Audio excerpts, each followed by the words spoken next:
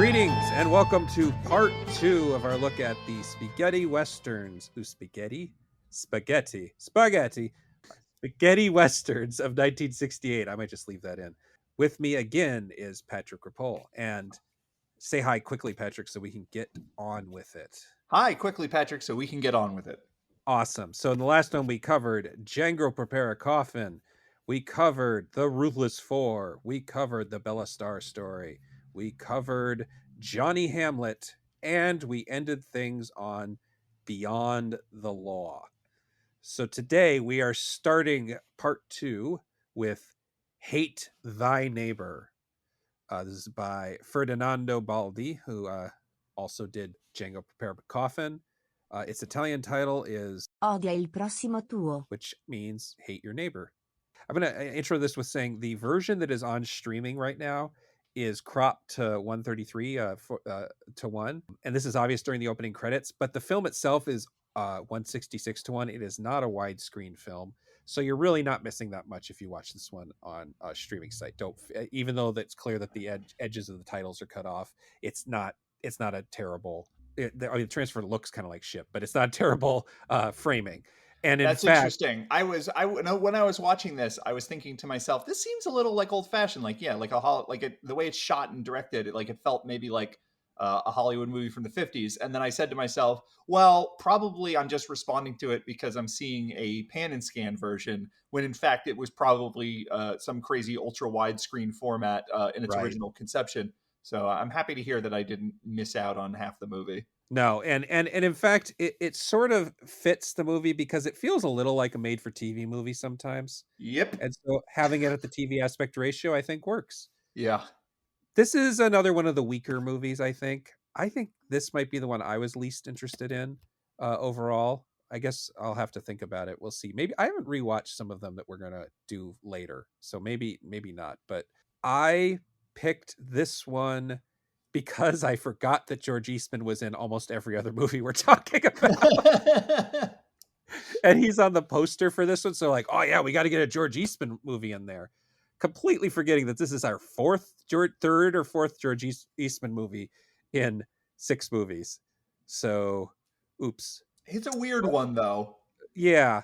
The real thing this movie has going for it is that it just looks like a pedestrian episode of Gunsmoke. I guess Gunsmoke was black and white, so it's a color episode of Gunsmoke, but it has this weird gladiatorial battle thing that goes on, and it's so out there that it's like some of the shittier gialli that you'd watch that are kind of a boring movie but then have an outrageous death scene.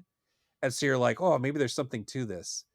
This will be like, all right, I mean, I guess I'm not hating this movie. It's fine. And then there's a fucking gladiatorial battle. And the fight choreography is like a martial arts movie from 1968. Yes. It's not as good but like it definitely doesn't feel like a Western Punch Out. It feels like a Chang Che movie all of a sudden. Well, but that's another thing, is that obviously you would say, oh, well, the Italians were just getting out of making peplum movies and sword and sandal movies, so they were making gladiatorial stuff.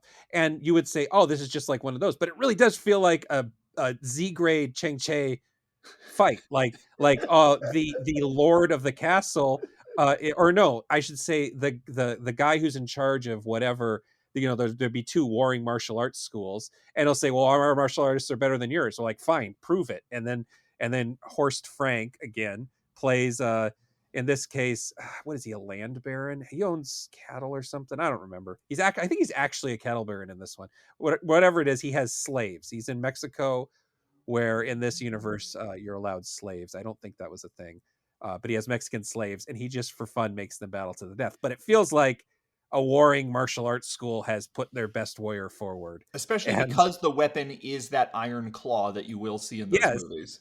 And so they have this, and then they have an arm guard that's very basket like, which is again very martial arts. There's a lot of baskety shields in martial arts movies, and then an iron claw on the other hand.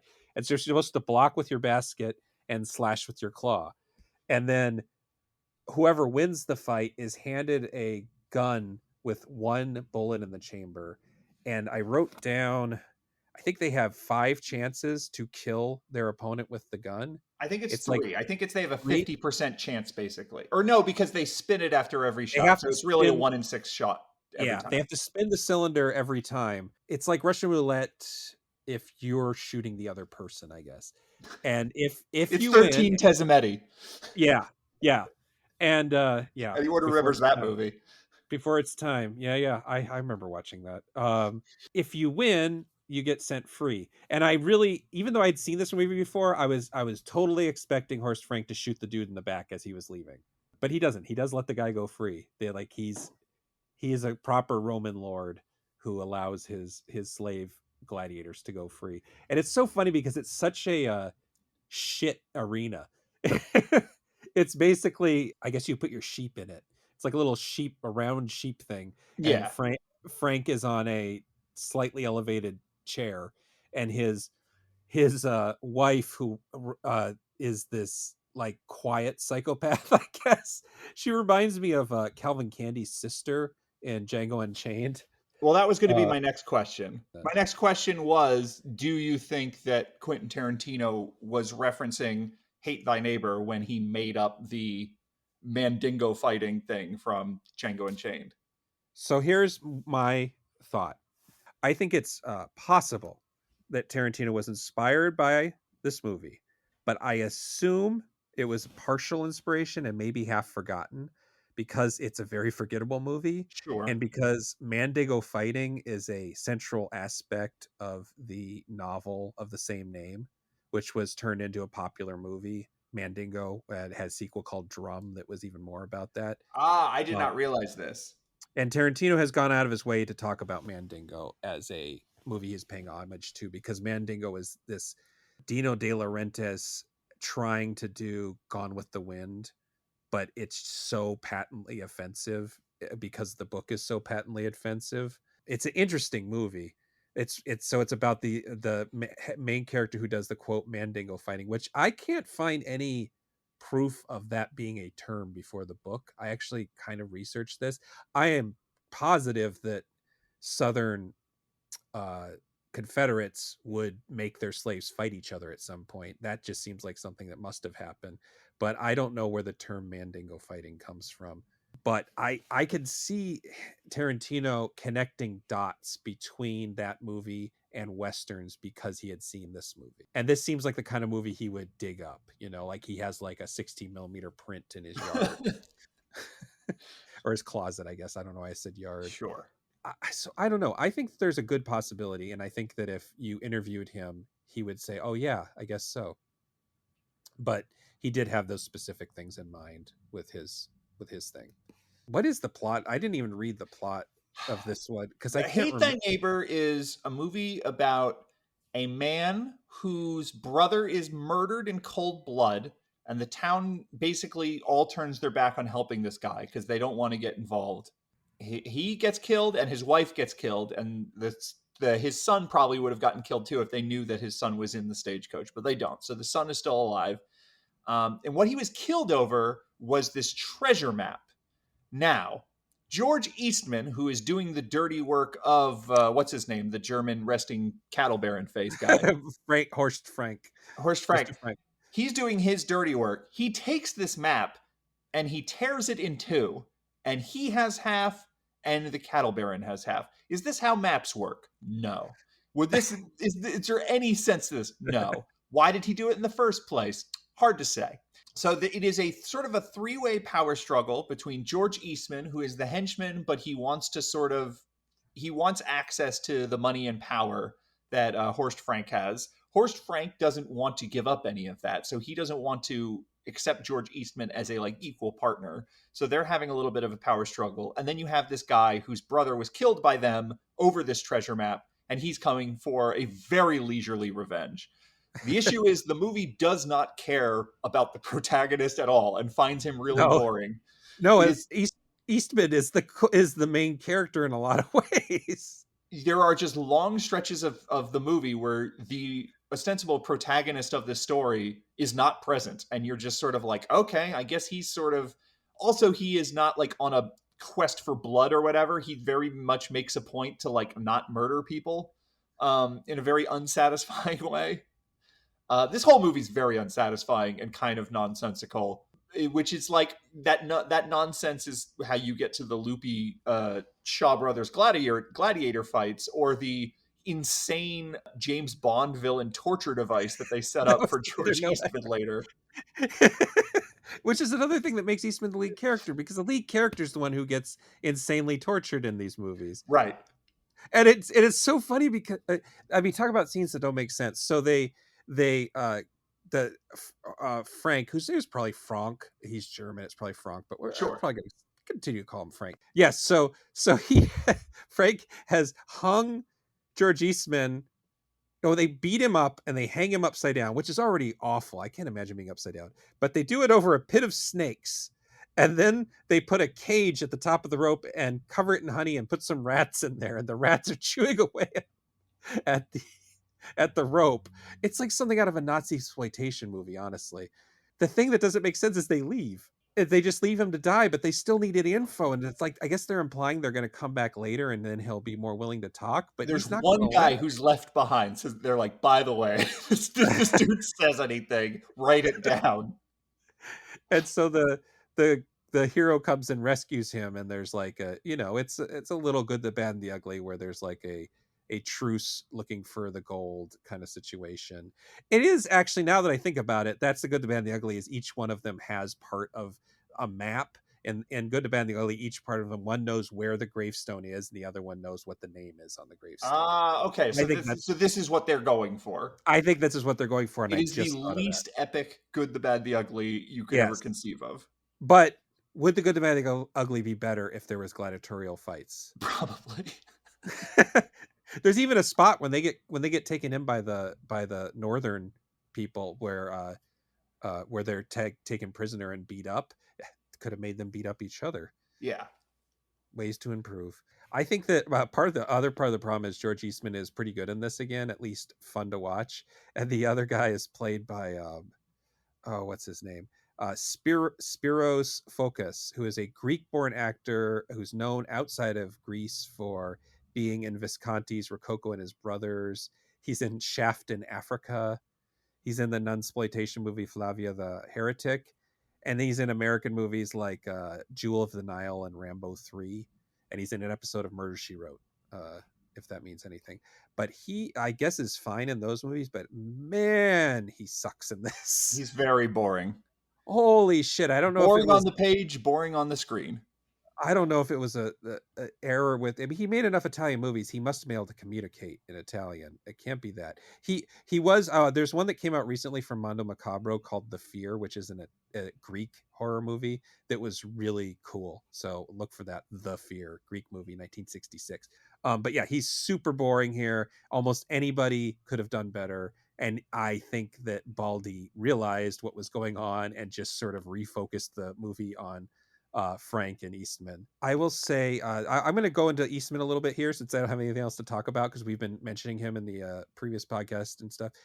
His given name is Luigi Montefiore, and he is a really fascinating guy.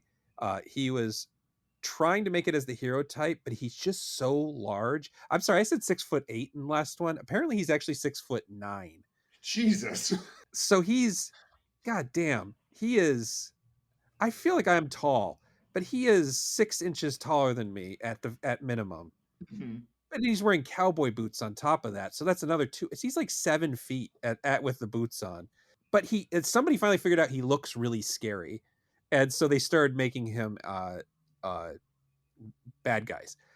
But most of us know him for being the groaning invincible killer in Joe D'Amato's Anthropophagist and Absurd. That's yep. Those are the two movies I associate him with. Yeah, and so at the end of Anthropophagus, he famously eats his own intestines. Great stuff. But he was also in some of D'Amato's hardcore movies. So he's been. I've never seen them, but I assume he's actually having sex, which is not typical that you have an actor who's has such a long storied career also be in sex films because his friend is making them basically and needs an actor. But when you know what? I might have to seek these out because again, the man's 6'9". That's yeah. Well, Some of the ones he's in include Porno Holocaust, Erotic Nights of the Living Dead, and the fantastically titled Dog Lay Afternoon. These all sound like bangers to me. No Dog pun intended. Lay Afternoon. But what? Yeah. So his whole thing is he really wanted to be a writer, and he became really prolific. And he uses his real name, so you don't notice it. It's not credited as George Eastman, but he wrote a lot of D'Amato scripts. But then he went on to do he wrote The Unholy Four. He wrote Keoma, which we've been bringing up a lot, which is fucking amazing. And he wrote Cemetery Man, Michele Soavi's first movie, Stage Fright, which is a really fantastic kind of slasher, actiony slasher movie that I highly, highly recommend. And then he also wrote Soavi's Michael Mann-esque cop miniseries called Una Bianca. And then at one point, he actually was able to write and direct a movie called Metamorphosis, which was produced by Italians, but it was shot in Virginia with American actors. So it had a half decent home video release in the US. So the Joe average horror fan from, the 80s and 90s actually knows him as the writer director of Metamorphosis, not as this nearly 7 foot tall uh, man mountain of an actor. I just find him fascinating, and he's getting up there in age, and so I wish someone would do like a full, because he's happy to do special feature, especially the movies he wrote. He's all over Blu-ray extras, and I just want one of these guys who has the money and the connections to make a full-on documentary about his life, because he's just a fascinating guy. Yeah. Too bad the movie is not. Yeah, I think I like Roberto Rizzo's character, and this was his last role. He plays a sarcastic credenza playing mortician. He tries to inject some color. I feel like, I know this probably isn't the case, but I feel like they also put him in the movie to make Focas's character a little more interesting because he has a sidekick now. Yeah. It like would have like been pretty dire if it was just him. maybe at some point he was just in that one scene where he gets information from him, and then they're like, fuck, this isn't working, you got to be in other scenes, buddy, got to bring you on. I think, other than the gladiator fight, the scene in this movie that I like the most is when the coffin maker takes out a little coffin that he keeps his flask in, and he Yeah, sets out a little shot glass, and then he just drinks out of the flask, and then puts the cap back on, and then puts the shot glass, and yeah, it's a good bit. It's like it's very funny. it's very silent film, you know Yeah, like, yeah. The main title song is called Two Friends, but I swear to God, he says Three Friends. I was listening so hard. I'm like, it's not a good transfer. I actually watched the streaming version because my DVD looked that much worse. And so it's a little buzzy, but I swear to God, he yells Three Friends. And it's sung by Raul, who, like Madonna, has just one name. It's a crooner kind of thing. It was very funny. I might use that at the end of this podcast, actually. it's also an ending where the hero gets his ultimate revenge, and then goes, "The real revenge would be justice, so I'm not going to kill you. I'm going to bring you back to the sheriff." Yeah. And it's like, Yeah. didn't you just spend the beginning of this movie beating up the sheriff because the sheriff is a piece Yeah. of shit who doesn't do his job? It would have, Like, now all of a imagine if, sudden the legal system is your friend? I don't know. and he has a gladiatorial fight with Eastman and survives, and then Eastman's killed by Frank. Again, it's just like so many reasons that we want to see Frank absolutely obliterated. Yeah. Like, he should have been thrown in to the gladiatorial pit with Eastman. That would have been the most satisfying ending, to see giant man Eastman destroy Cattle Baron Face. Just rip him to shreds. It's actually not that violent a movie considering how much violence occurs. It's a little disappointing from that aspect too. It's not very bloody. My only other note is that one of Frank's thugs has the single biggest and fakest looking hat I've ever seen in a movie. It wasn't supposed to be a gag. Like, it looks like a foam novelty hat you get at a football game. That's Um, pretty and, good. and then in the next shot, his stuntman is not wearing the same hat as he gets punched. And everybody is decked out in a big hat. Like, his whole gang is like sombrero ass hat gang. But there's just this one shot with this foamy ass looking hat that just blew my mind. And I should have gotten a screen cap of it because it's so strange. But that's it. That was the another moment that really woke me up watching this movie. Is what the fuck is that hat? Was my that was my that was my. I miss this one. I It must goes by real fast. It goes by real fast. Any other notes on this nah, gladiatorial masterpiece? nah, it's a bad one. It's Yeah, it's people should skip it. yeah, unfortunately. Well, then let's move on to a good one, or Yeah. at least an interesting one. I So don't know if good trash. good trash. Yeah, this Black Jack, which Italian title is also Black Jack, but has the subtitle Un uomo per 5 vendette. One Man for Five Vendettas. This is from Gianfranco Baldanello, and this is usually covered as a low budget western, is how it's usually mentioned in these books, and kind of glazed over. And it doesn't look that much more low budget than some of the other ones, so I find that interesting. But it's shot in Israel instead of Spain, which does give it a sort of drier look. You know, it's like drier and paler desert out there. The Blu-ray I have, you gave to me as a gift. I don't know if you even remember that. I do. I do. I was like, why does Blackjack sound familiar? And I looked it up and I'm like, oh yeah, I bought that for you for Christmas one year. Yeah, and so I had you got me the German Blu-ray, which is Auf die Knie Django, which is a cooler title, which is On Your Knees Django. But Django is misspelled on the spine, so it reads Dango. And Dango, you know the theme song for Django. I just keep thinking Dango, and it just kills me every time. And it's one of those things that like Christine doesn't find funny, only I find funny. It's Yeah, I've been there. I've been there. Smokey and Bandit. Smokey and Bandit, man. No, that's not even. That's a Patrick Gabe inside joke there. Yeah, we're not going to explain it. So Nah, there. Um, you could probably work it out. Anyway, Blackjack. This movie's insane. yeah, it starts really by the numbers, which I think is its real masterstroke. Yeah, yeah, yeah. And I want to compare it to something like it doesn't go this far, so take this with a grain of salt. But it's a little bit like if you were watching Audition for the first time, didn't know what you were in for, and were like a little bit bored by this sort of semi artsy but not very interesting romantic drama, and then suddenly get kicked in the balls when it turns into a horror movie. It's not that extreme, but it does have a little bit of like, okay, I know where this is going, and then it goes dark. It's really mean spirited. You hear a lot about how dark and brutal spaghetti westerns are, but for the most part, they're not. Like you have Django, where a guy is force fed his ear, yeah, but most of them are pretty bright as far as their content, you know. And this one is just They're more cynical than their American counterparts, but they're not yeah. necessarily a lot more violent. But the thing is that as soon after this, American westerns got incredibly bleak and like you have stuff like Soldier Blue. I don't know if you've ever seen that, and The Hunting Party, both of which have Candice Bergen in them. Olzana's Raid is a wild Yeah, one. it's just really nihilistic movies, and I think those all come out of how popular The Wild Bunch was, which is a reasonably nihilistic movie. And I think that this is a case of the Italians being ahead of the game, but unfortunately, it was a movie that wasn't that popular, so it doesn't get any credit for that.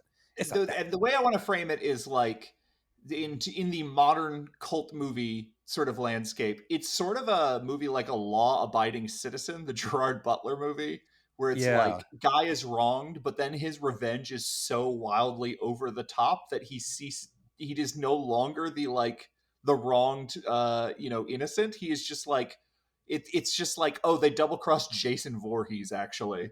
They double crossed the Joker, you know?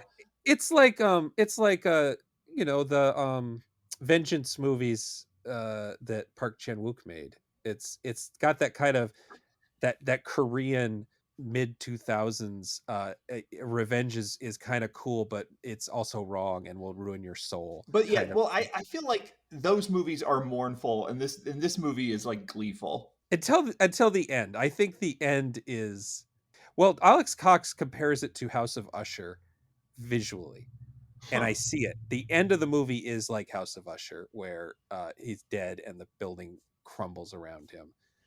And I think that they were going for certain gothicisms. The basic idea here is that there is a heist and he is the one who planned it, so he gets a bigger cut of the money. But when they get there, the guys who pulled it off want more money, and he takes this opportunity to kill a bunch of them, take all the money, and run away, and then is surprised when he's betrayed and left for dead, and his sister murdered, Sexually assaulted and murdered. murdered. And we'll get to that in a bit. I think that's its own thing. But he is already a fucking asshole because he cheated these guys out of their money, and it's like, what did he expect? And the thing Also, that, the beginning of the movie, he has this weird incestuous relationship with his sister that is like, yes, I thought I seen this movie twice, and I forgot it wasn't his wife or girlfriend. It is his sister. I forgot that part. so he's just an off-putting human. Yeah. And so when he's hurt, he has his leg permanently injured, so he is limping.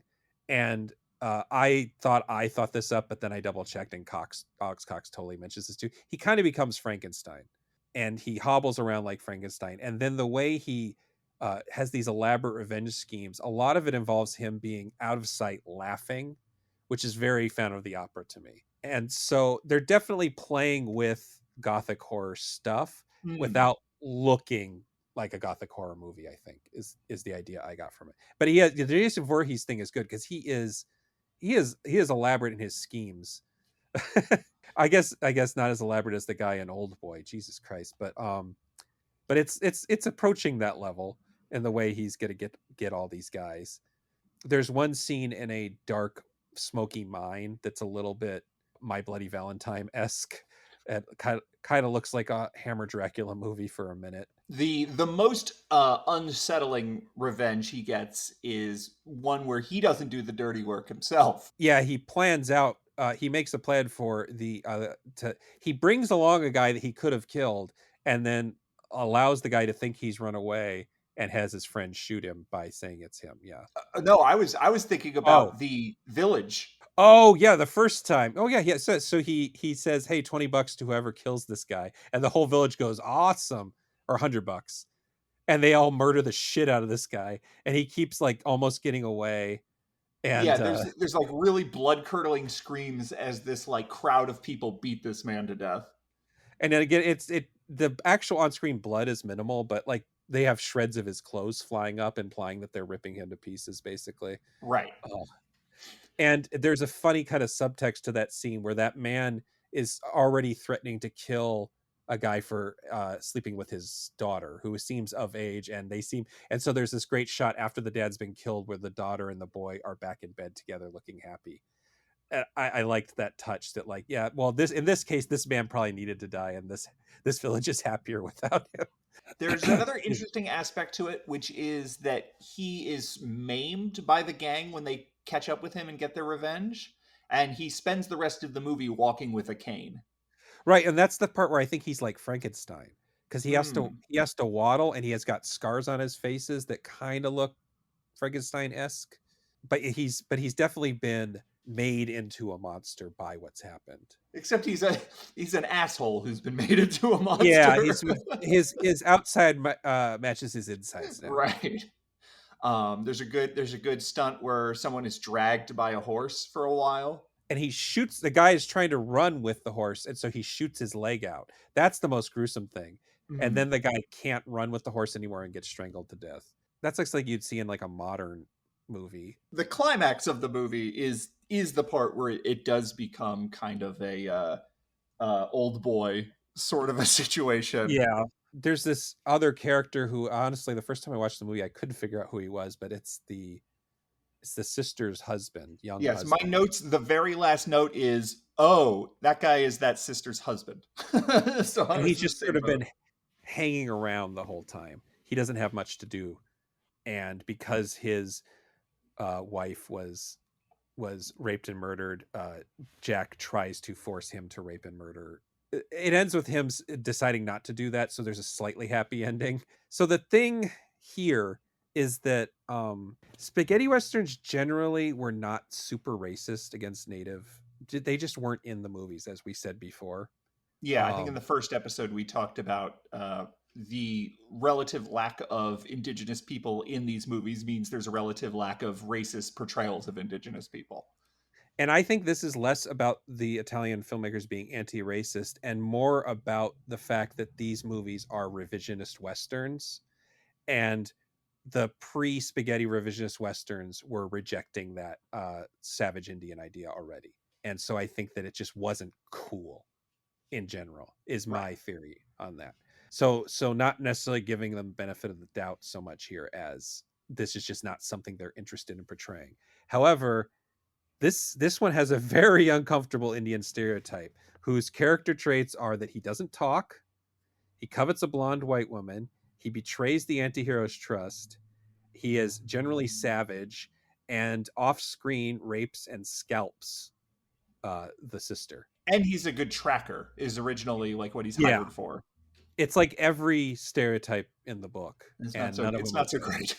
And none of them are good. He is sort of, if you could look past all that, he's kind of a compelling villain because he doesn't talk, and that he's sort of like a Terminator in, to a certain degree. But you can't really look past what it is. The one thing this does lead to is that Jack strangles him to death with the braided hair from his dead sister's scalp, which is a kind of cool It's something. murder. It's a kind of cool murder idea that, but that's the kind of movie it is they yeah, sat down and they said, what are some cool murders? You know, yeah, the famous story about George Romero calling up Tom Savini and being like, I need you to brainstorm some ways to kill people. Like, that is yeah, how this movie was written. yeah. And which I guess connects it to the Gialli in a certain way, because a lot of those were written that way. This is also an uncommonly good English dub. I noticed that you're basically getting, this is another Woods performance, and you're basically getting his full performance for better or worse. I think it's usually good. It's a little bit, his version of hysterical is a little goofy. There's a His, moment where he is like in a canyon and he's like mocking and taunting them because he's watching them and they don't know where he is, but they know that he can, you know, get the jump on him at any time. And all I could think about was the scene in the Simpsons episode where Milhouse puts on camouflage and then imagines that he can go invisible, and he's like, "Over here, fellas!" Like there's something a little bit silly about that evil laugh of his. again, I think to me that is a sort of Phantom of the Opera thing. Yeah, Uh, yeah, yeah. I but agree. and it works sometimes, and sometimes it's just like it's not working, but it feels like his actual performance, even though all these movies were shot without sound, so he is dubbing his own performance, and I think he's dubbing it well. And some of the other actors are also dubbing themselves in English, you could tell. And it's also one of those movies where it's very clear everybody's speaking English on set, because even when the voices are wrong, lip sync is generally similar. So I think a lot of people get pulled out of these movies, because these movies and a lot of Italian movies, because they can't handle the lip sync. Same thing with Hong Kong action movies of a certain era, where they, even if you're watching the Mandarin version, lip sync's still off because they shot without sound, and it just wasn't part of the process for them.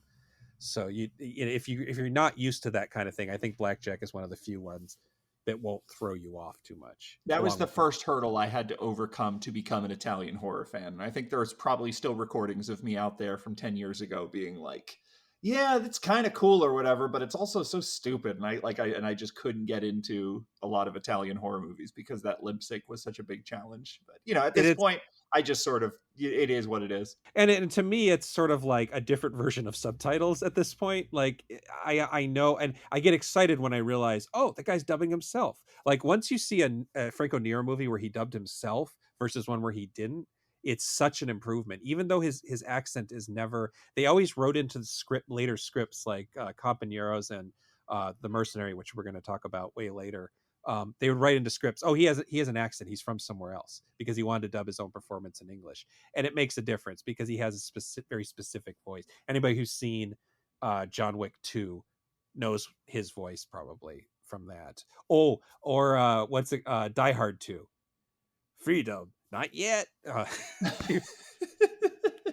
My only other note I have here for Blackjack is that this is the other, on the last episode, we talked about Bella Star's story and how their bank heist involved a chimney. Yeah, This is the other chimney based yeah. bank heist.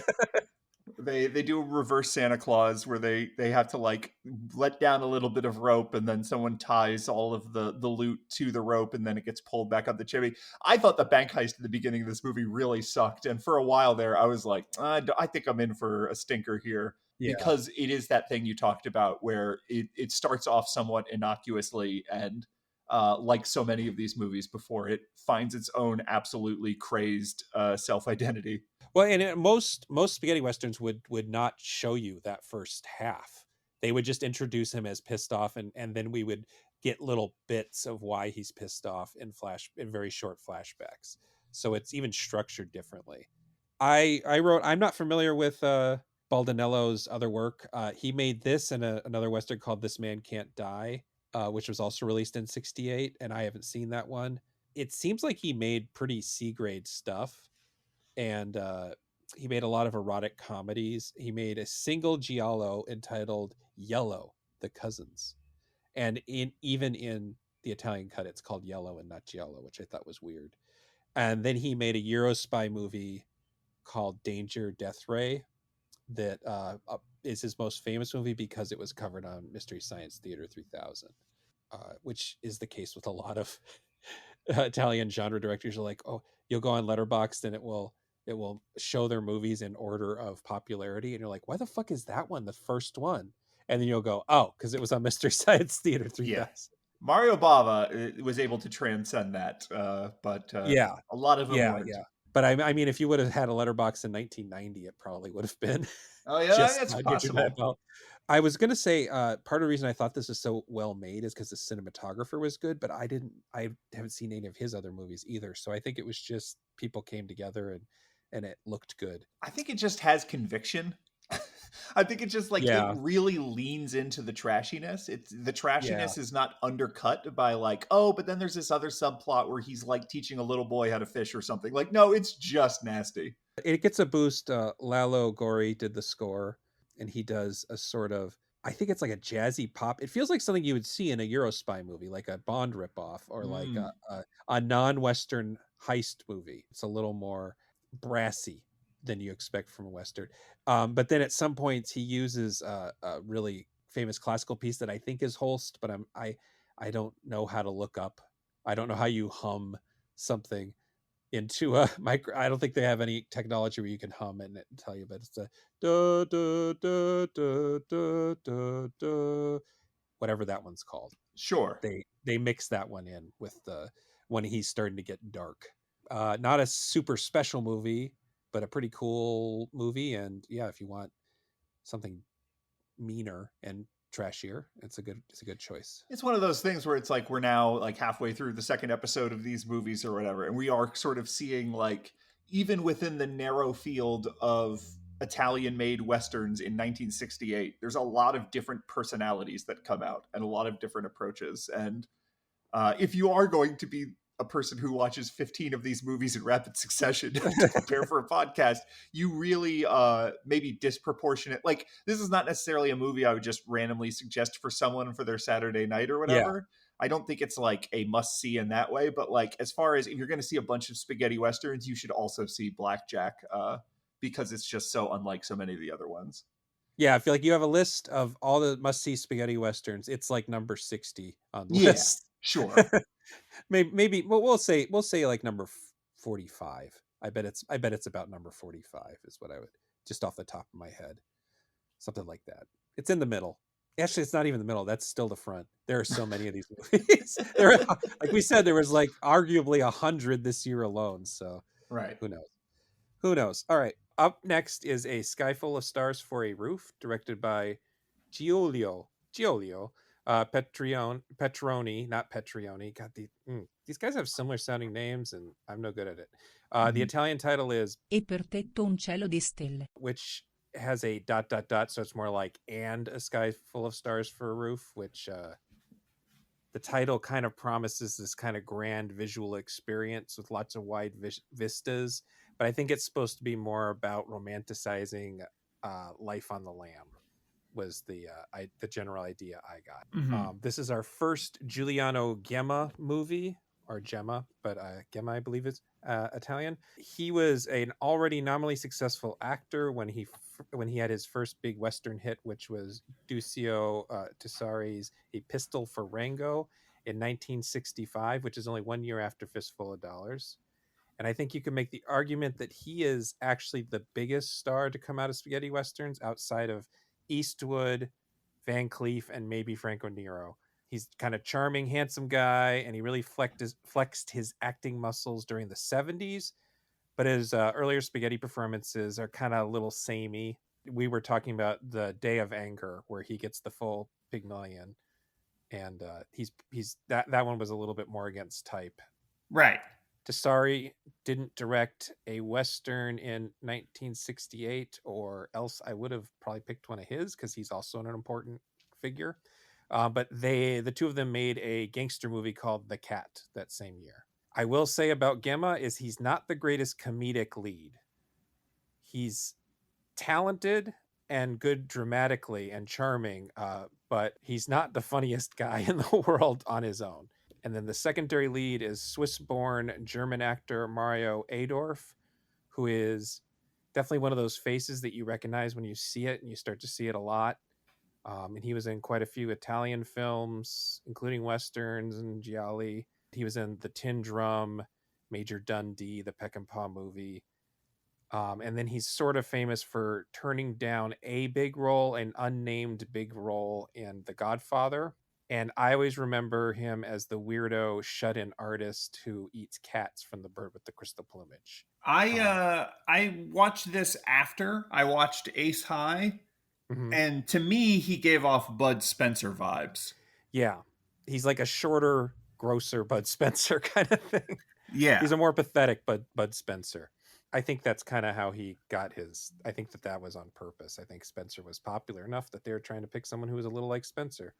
He's a good galoot, though. In the first part, we talked about the sort of idea of a mentor Western, I believe, which was a thing that sort of started because Lee Van Cleef was a sort of mentor to Clint Eastwood in For a Few Dollars More. But the thing that Italians also love is comedy duos.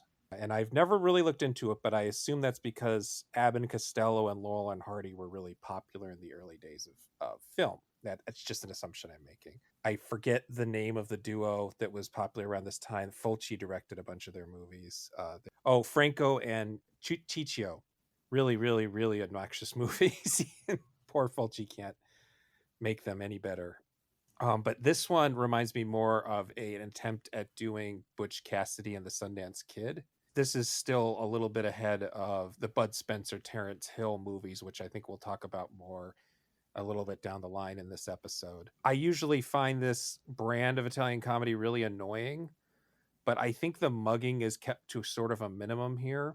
And there's they lean into the silent film slapstick thing more than the burping, farting, googly eyes thing. Right. The humor here is broad, but it doesn't feel like clownish. Yeah, and it really did remind me of better silent movies. This was the last minute thing. We were gonna watch one called I Want Him Dead, but I realized I'd never seen this one. It sounded sort of interesting, and we didn't have a Gemma movie, and he was like the one important figure other than Eastwood that we didn't have anything covering, so I moved it to this one. And I think that it's a kind of overlong. It's actually quite long for a comedy, not as long as Ace High, which we'll cover in a minute, but it's overlong and it's kind of listless. There's very little momentum, but at the same time, I originally watched this directly after watching Blackjack, which is really mean spirited and has quite a bit of momentum. So it was kind of a nice antidote breather for me, in that order at least. For me, this mostly reminded me of the movies that Gene Wilder and Richard Pryor made together. Oh, yeah, that's a good one. The specific comedy dynamic of these two people who are these sort of reluctant partners who constantly get on each other's nerves, or it's really the one who's getting on the other's nerves and the one who's getting the other into all these scrapes and stuff, really reminded me of a movie like Stir Crazy. And then also a lot of those Wilder Pryor movies had a like episodic feel. They're like, so you watch a Stir Crazy and it kind of just feels like here's 15 ideas for comedic scenes we had that we strung together, more than a story. And that's definitely this movie. This movie is just like, well, that scheme didn't work. How about this scheme? Oh, that didn't work. Okay, how about this scheme? And I think that the fact that the two leads have genuine chemistry is what keeps it from feeling like a droning kind of thing, because a lot of that's actually a issue with a lot of the later, like the Terrence Hill comedies, where it really is just 15-minute scenes strung together, and it gets really annoying because there's no real connective tissue. This one actually kind of tries too hard to have connective tissue in the end. There's part of me that thinks we don't need to find out that Gemma's actually a secret badass, that I'm It just not particularly interested in that part of the story. it's almost like a late stage reveal that it's like, oh, this is going to be an action movie, because there's Oh almost yeah. Oh, no by the action in way, this movie. yeah. Oh, by the way, there's this thing. I didn't really describe the plot. The thing that's really it starts really nice. There's a sequence where there has been a stagecoach robbery, a pretty violent one, and both of these guys, separate from each other, happen upon it and help each other bury the victims. Just out of in Adolf's case, just out of the kindness of his heart. In Gemma's case, there's a connection because it was his gang that did it, but he doesn't know these people or anything like that. And it's got these really good Ennio Morricone heartstring pulling tones that are really helping set this sort of sadness that kind of cuts through some of the comedy, where them being kind of pathetic is one thing, but them also being a little bit sad is another one. I think that really makes it work, especially the Adolf character. And so yeah, once we've come around, and the Gemma's character keeps trying to come up with all these schemes to make money, and Adolf gets more and more tied up in them. There's a certain dynamic. You're right with the with what you were saying, but I feel like there's other dynamics, like almost a Looney Tunes thing, where someone keeps getting someone involved in schemes they don't really want to be a part of. Some of them are pretty funny, and they're also like refreshingly, again, after Blackjack and it's rapes and murders and heel turns and stuff. It's kind of nice to have a little bit of low stakes adventure, with them just sort of traveling from town to town. It has it's called A Sky Full of Stars for Roof, and it doesn't have a lot of vista shots, but it does have them moving from town to town, which is kind of refreshing, because so many of these movies, because of Fistful of Dollars and For a Few Dollars More, are really focused on being on a set and being basically almost a play with action scenes. I will say that the one sequence with the widow does have a little bit of a sexual assault It angle does. to it, where she's just sort of like, no, please stop, as he's kissing her. And then it cuts away. And then when it cuts back, she's like, okay, well, I'm into it. Like, it's one of those that I was just sort of like, this is not the tone of this movie. This is like, this movie is so silly. And then all of a sudden there's like a woman saying no as a man forces himself onto her. And I'm like, oh, I'm Well, not and having fun anymore. it's a little extra weird too, because to me it seems like the joke they're setting up is that she's actually the one, like he thinks he's getting one over on her, but she's actually invited him in because she's horny, because she's been married to this old guy who Right, can't put out. And so there's little hints that like he's the one being used here. right. I don't know if they maybe thought that having her protest was like it was like a joke about her pretending to be a lady or something. It's sexist either way. Yeah, yeah, yeah. But yeah, it is a little off. I'll agree with that. And it is a kind of cute joke up until that point too. Actually, I just watched.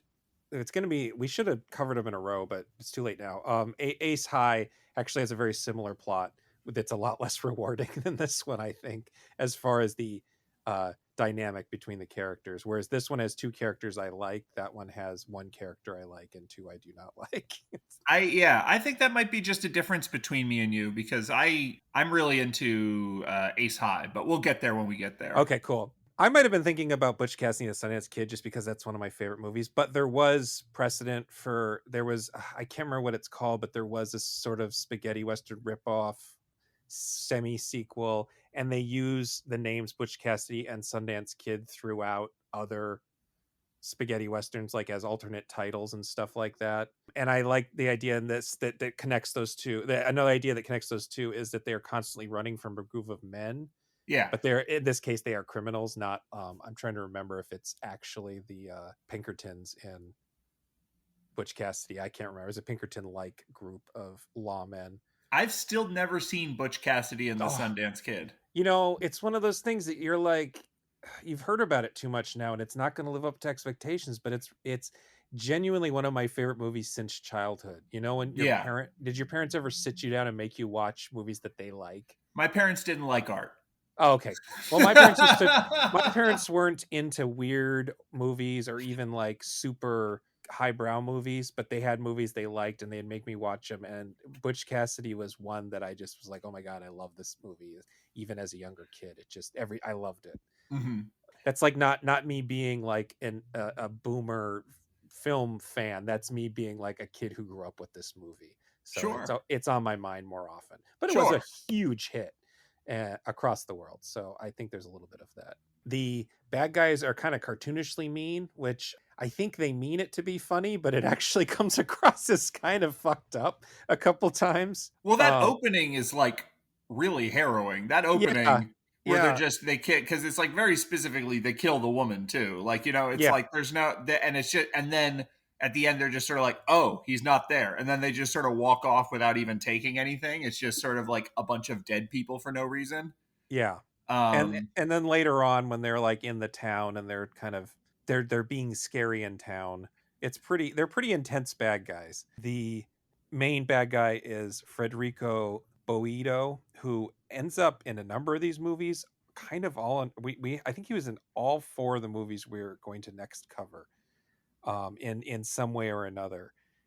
He's just got a great asshole fit. He looks like a jock, and he was in a lot of Mario Bava movies as not that kind of character. And he's apparently in the sequel to Superfly, which I've never seen. Some of the schemes that I like is the original one where he sets up with his friends a fake bank in a ghost town to scam Adolf out of his money. And then, I was waiting to see more of these partners that he partnered with to steal. Yeah, that was weird, right? Like, he's this loner who's just like, well, I guess I'm gonna ramble on down the road, and you're like, okay, so where are these friends coming from? When did you split up this money? Well, and then there's like an ongoing thing where there's a he travels with a guy who runs a scam freak show, and the original joke is no one really seems interested in it. There's a quote unquote mermaid who sits bored and knitting, and nobody is paying to see it. And then he, for some reason, and I don't know if he's lying about this, but he spends the money he stole from Adolf making the traveling mermaid show better. And it's like those characters show up again later in the movie and of course get brutally murdered because, again, the villain scenes definitely feel like they're out of a different film. But there's this sort of strange sense of like, he's not, the Gemma character is a scoundrel, but he kind of means well. Like, you could see he feels really bad when Adolf comes looking for his money and is basically in tears because it was all his money. And he's like, shit, okay, well, how about we hook up for my next one? And he does keep taking advantage of him, but he also genuinely likes him. And that was the dynamic I really liked. I did like the whole bit with the mermaid, though. That was so funny. And there's a couple little side moments during that, like one being that it's pretty clear that Gemma's character has picked a different woman to play the mermaid and he's flirting with her. So you get the sense that he's just sort of like, hey baby, I got a gig if you'd like it, you know, like an acting gig type thing. I do like in general, when you're watching so many spaghetti westerns in a row, you do start to feel like the fatigue of no new locations. It's still the same fucking main street in town every movie. Yeah. You know, it's you know, the same canyons and the same deserts and the same, you know, ranches and this and that. When you get imagery that you don't expect to see in a western, it is a little bit like, oh, okay, this is kind of unusual. It's like the beginning of Ride the High. What's the Sam Peckinpah movie? Ride the Lonesome Country. Ride the High Country. Ride the High Country, where there's like a camel race. at the beginning of the movie or Yeah, something like yeah, that, yeah. and you're just sort of like, a camel? Like, There's no oh, camel. okay. Yeah. That's sort of this when you see the mermaid in a western, you're like, wait a second, okay, I'm on board again. This is interesting and new. And there's just like a little part of you that's like, is it real? Like, is this a fantasy universe? Just like, because you don't expect the special effects to be that convincing. So like within, there's a part of me that's like, within the logic of this universe, I'm pretty sure that's not a real mermaid and it doesn't look very convincing. But then there's a really cute part where she gets startled and runs away, and Ador's character has not know. He's like the one person. He's seen her, he's had a conversation with her. There's a whole funny bit where they talk about her as if she's not even in the room, about how would you marry a woman like that? Would you have to like where, and the subtext is, how do you have sex with a mermaid? But they Right. don't want to use those words, so they're talking about how would you cuddle them in bed? Would you have to sleep in water, or could they sleep outside on land? And the whole time he doesn't notice it's a fake woman until she gets, or fake mermaid, until she gets up and runs away. And he's like a child. He stops in his rage for a second to be sad that the mermaid isn't real.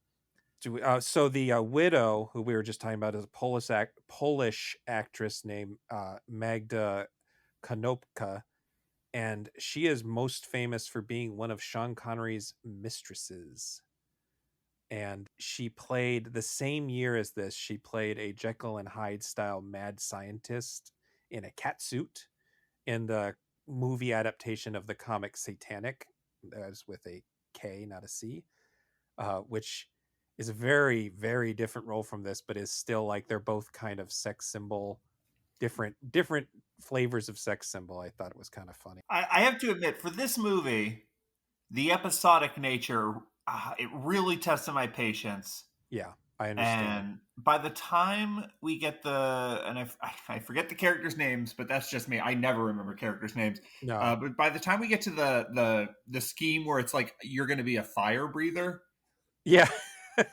that was about where I was like, okay, I think I just need this movie to wrap it up. Like, and it looks like, for some of the fire breathing, it looked like Adorf might not have had a stunt double for a couple of those. And so I'm wondering if they just added that because he knew how to do that. And unfortunately, this is not a movie that's had a nice Blu-ray re-release with special features, and it's not really, it's barely mentioned in any of the 3 or 4 books I talked about in the first, like, it's offhandedly mentioned as being part of a group of funny movies. So the issue for me with this movie is that I really do find what's his name, Giuliana Gemma. Yeah. I really do find him unappealing. I feel like the right, and this is, this is a single film of his I've seen, and he's a movie star, so he's probably had better movies that he's been in and everything. But like, as I was watching this, I was like looking at him, and I'm like, you look like the shitty boyfriend of the girl the hero ends up with in a like 80s skiing movie or something. Right. Like, he just looks kind of vacuous and like he's generically handsome. Yeah, generically handsome is a good way of putting it. Do you remember him at all from Day of Anger? I mean, he's the lead. Yeah, I mean, when you said that, I was like, okay, that's that character. It's one of those things. I remember the character, but I did not think about Day of Anger at all as I was watching this. Well, and in that case, he plays a wretch who becomes a sort of handsome asshole. Right. And so he's doing the Cinderella thing. And then in his crime movies in the 70s, after he stopped, he never actually stopped making. He made a Western with Fulci in 77, I want to say. They Died with Their Boots On came out, and it was like 77, and it was like a kind of kids movie, but because Fulci made it, it's still really bloody. But he had a lot of range, and in the crime movies, he's very good at kind of internalized stuff, which is the opposite of what you need for this kind of comedy. Oh, I see. So that's where I was kind of coming at it when I said right off the bat, I think he was miscast. I think that they were thinking of him as like, oh, this is our Paul Newman. But Paul Newman is like, when he's funny, it's a completely different kind of funny from fucking Terrence Hill, Mm-hmm. So I just don't think it worked. I think of Paul Newman as just like fucking charismatic as hell and sexy, and like, he's funny because he's just so charming or whatever, and I just don't see the charm here. Well, Gemma, do you remember Tenebrae at all? No, I do not. That is Okay. definitely a movie I've seen 3 times and remember can't nothing remember. about. It's He's just the not my favorite movie. he's the cop who gets clobbered at the end with the famous shot where the killer is standing behind him when he leans over to pick something up. He's an interesting actor, but he like I wouldn't recommend his earlier the Ringo movies. I wouldn't really recommend them to people who aren't really into exploring the entirety of spaghetti western, like not the entirety of spaghetti westerns as in every film, because that would kill you, but like the entirety of the arc of spaghetti western, just because Sure. they're good, but they're so similar. They're both basically Yojimbo again, and so there's not a lot to stand out. So I am someone who came from where you're coming from, where I didn't have much interest in him as an actor, who's learned to like him. And I do think that him and Adolf do have really adorable chemistry. And there's part of me that wishes the movie ended with them, because the ultimate thing is Adolf has this land he is inherited, and the whole journey is supposed to be them going to this land and remaking it, and they're basically going to become like a platonic married couple and Well, stay on this land. It's George and Lenny because they're taking care of rabbits. That's true. It's Yeah. of mice and men of all Yeah. things. Yeah. And it's like it would just be a nice ending, and then like it does that thing where you're like, oh, it's not going to end here, is it? We've had these villains running around the whole time, and then they're like, well, we need to introduce an even worse villain. So here's the other villain's dad, and he's played by British character actor Anthony Dawson, the original Blofeld. And they're going to torture and threaten to rape the mermaid woman for information, and then kill her in cold blood. And it's just like, fuck, dude. I was enjoying these sweet men and their little farm. And I don't know, I just imagine being, I always like, what would it be like seeing this in the theater, and would I be bored, would I be excited? I would be like, is this, because I don't think, I guess there are a lot of these movies that have tonal whiplash, so maybe there. I mean, I'll also say the third act, even though it is from a different movie, the action's fine. Typically, the way I think about a movie like this, which is basically a con man comedy, is basically it's like a buddy comedy about Yeah. 2 con men who go through different schemes. Um, what I would imagine the way you would traditionally structure a movie like this is like, well, you get to know them through the first couple schemes they do, and then they stumble upon like, oh, here's the big plan. And then the Mhm. rest of the movie is dedicated to this like one big plan, and then how it gets complicated and gets out of hand and this and that. And then at the end, they're all friends again. Yeah. But like this movie, it's just so episodic. It just relentlessly anti-momentum. I had myself convinced that it was based on a comic strip, in part because of that. And Yeah, I yeah. looked, and it's not, but it feels like a little bit like, and in today's adventure, This is one of those things that I don't think people who are younger than us can relate to, but people our age, like we would buy these omnibus things where it's like, you like Garfield? Here's fucking, yeah, 130 Garfield comic strips in a book. yeah, that's what all I ever read on the toilet as a child. Yeah, I read a lot of these as a kid. And the thing about those is what they do is they collect newspaper comic strips sequentially into like one edition.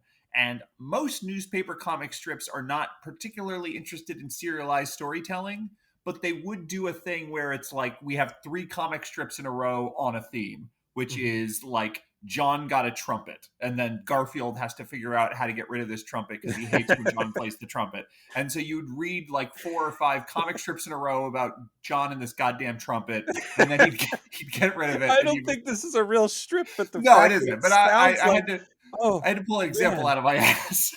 doesn't like he has ghostwriters now. Maybe this is your job. You need to look into this, man, because that just, Please, Jim Davis estate.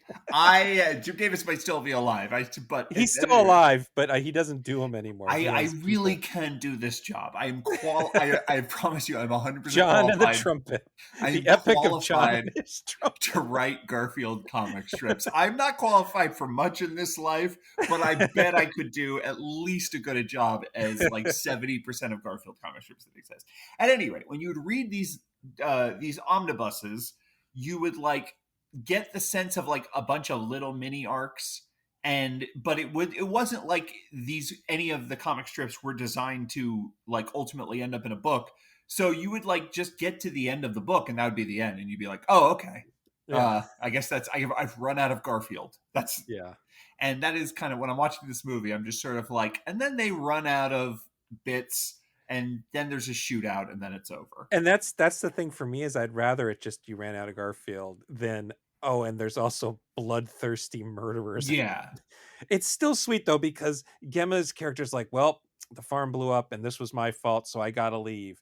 And the other guy won't let him go away because he loves him. And a lot of it is Adolf is really good in the role. I think I really enjoy him as this sort of teddy bear man. And so when he's like, no, you're not leaving without me, I had a swell in my heart. Again, this was after watching Blackjack, which is a movie that makes you feel kind of bad. I don't know. Maybe it's because I had never seen this one. This is one of the like 3 movies we watched that I wasn't already familiar with. So you were just bowled over by the novelty of yeah, not rewatching one of these. yeah. And well, and I'm going to speak some about novelty in a second here. I just want to say that Petroni wasn't a particularly prolific filmmaker, but he did make 2 really great westerns in Death Rides a Horse, which is almost the same movie as Day of Anger, but with I think I already talked about this in the other episode. It's Day of Anger, but with the Van Cleef character making a violent youth a better person instead of the other way around.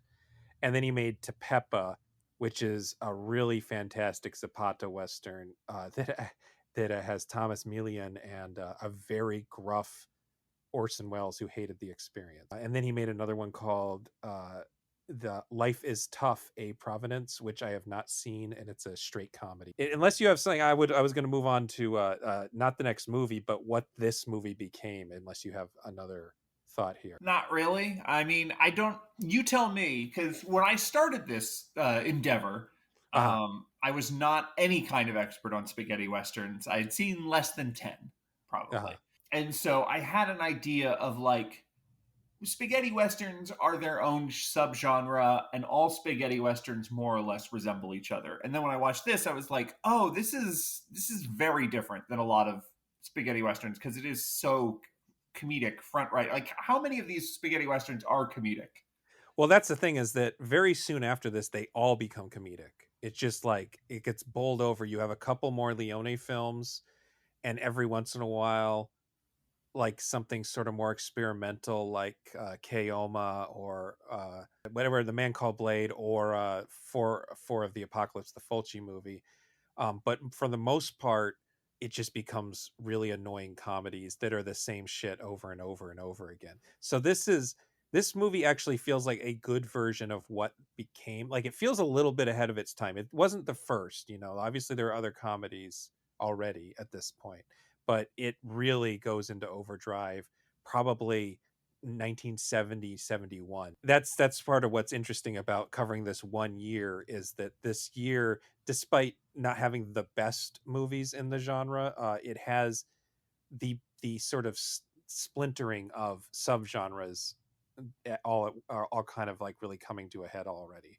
Like the Zapata westerns and the comedy westerns and the revenge westerns are kind of becoming a separate thing. But another reason I wanted to pick this movie is because it had a interesting second life, serving as the movie within a movie for a 1978 meta TV murder mystery directed by Giuliano. Oh boy. It's my eyes this time. Montaldo, called Closed Circuit. And that was just released last year by Severin. And they just had it on sale for like $7. So I picked it up because I remembered we were going to do this podcast. And that is a movie about a gunshot murder that occurs in a theater during a screening of Stars for a Roof. Even though the marquee says Day of Anger, there's like a sort of offhanded comment of like, oh no, that movie hasn't arrived yet, we have to show this other unnamed movie.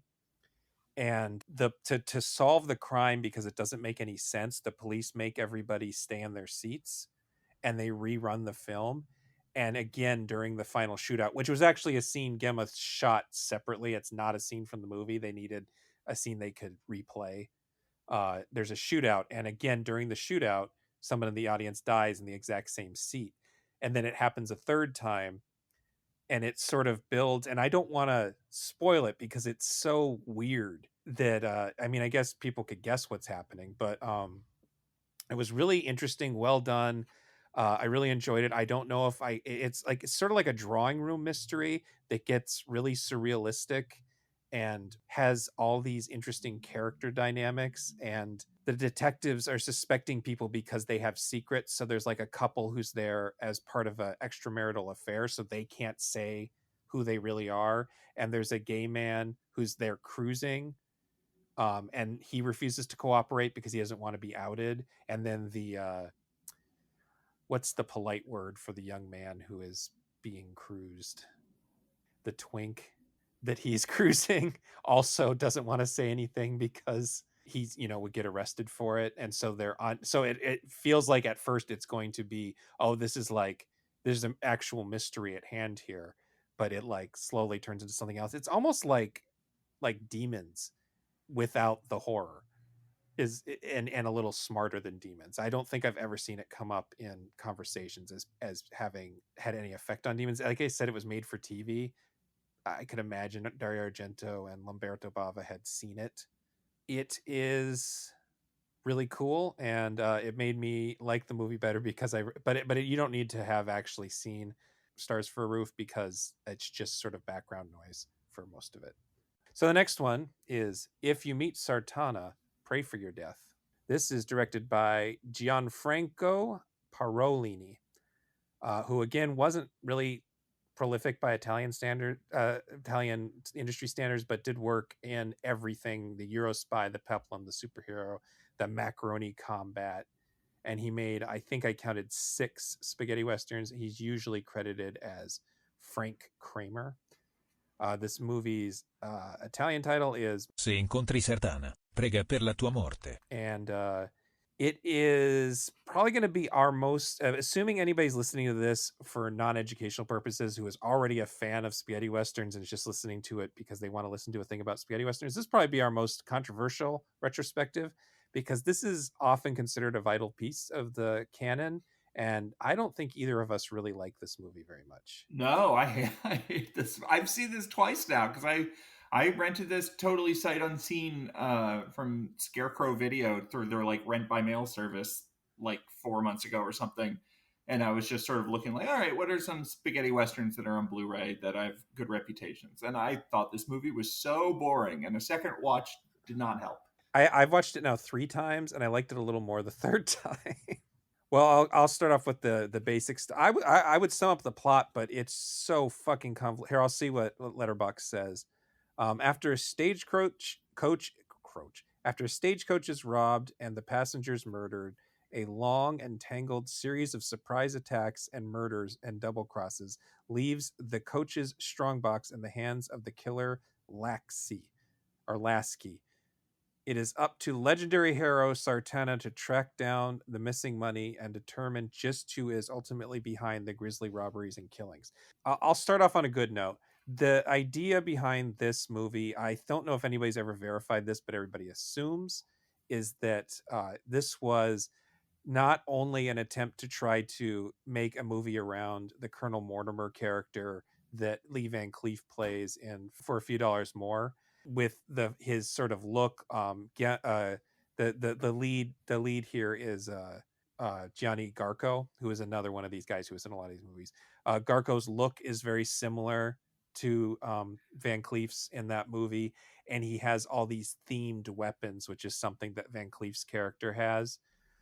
But it's also kind of a little bit James Bondy is what you get. A lot of people say, oh, it's like 007 of these movies, which is giving it a little too much credit, but it does have a certain degree of espionage in that it is a million double crosses in order, and you have no idea who's double crossing who and who's in charge of what.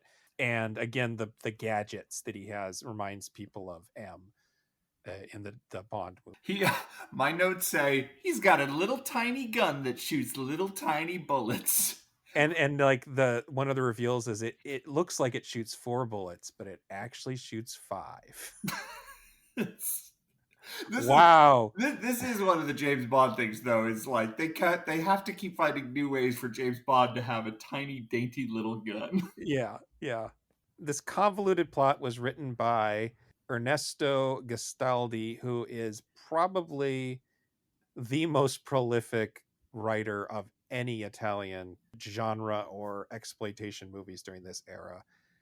He worked on everything. Basically, if you think of it, something famous, he probably worked on it. And if his name isn't on the credits, it was probably because he just wasn't credited. And this was for whatever reason. And I think it's just because it's so violent and so this okay. My point is this was a super popular movie.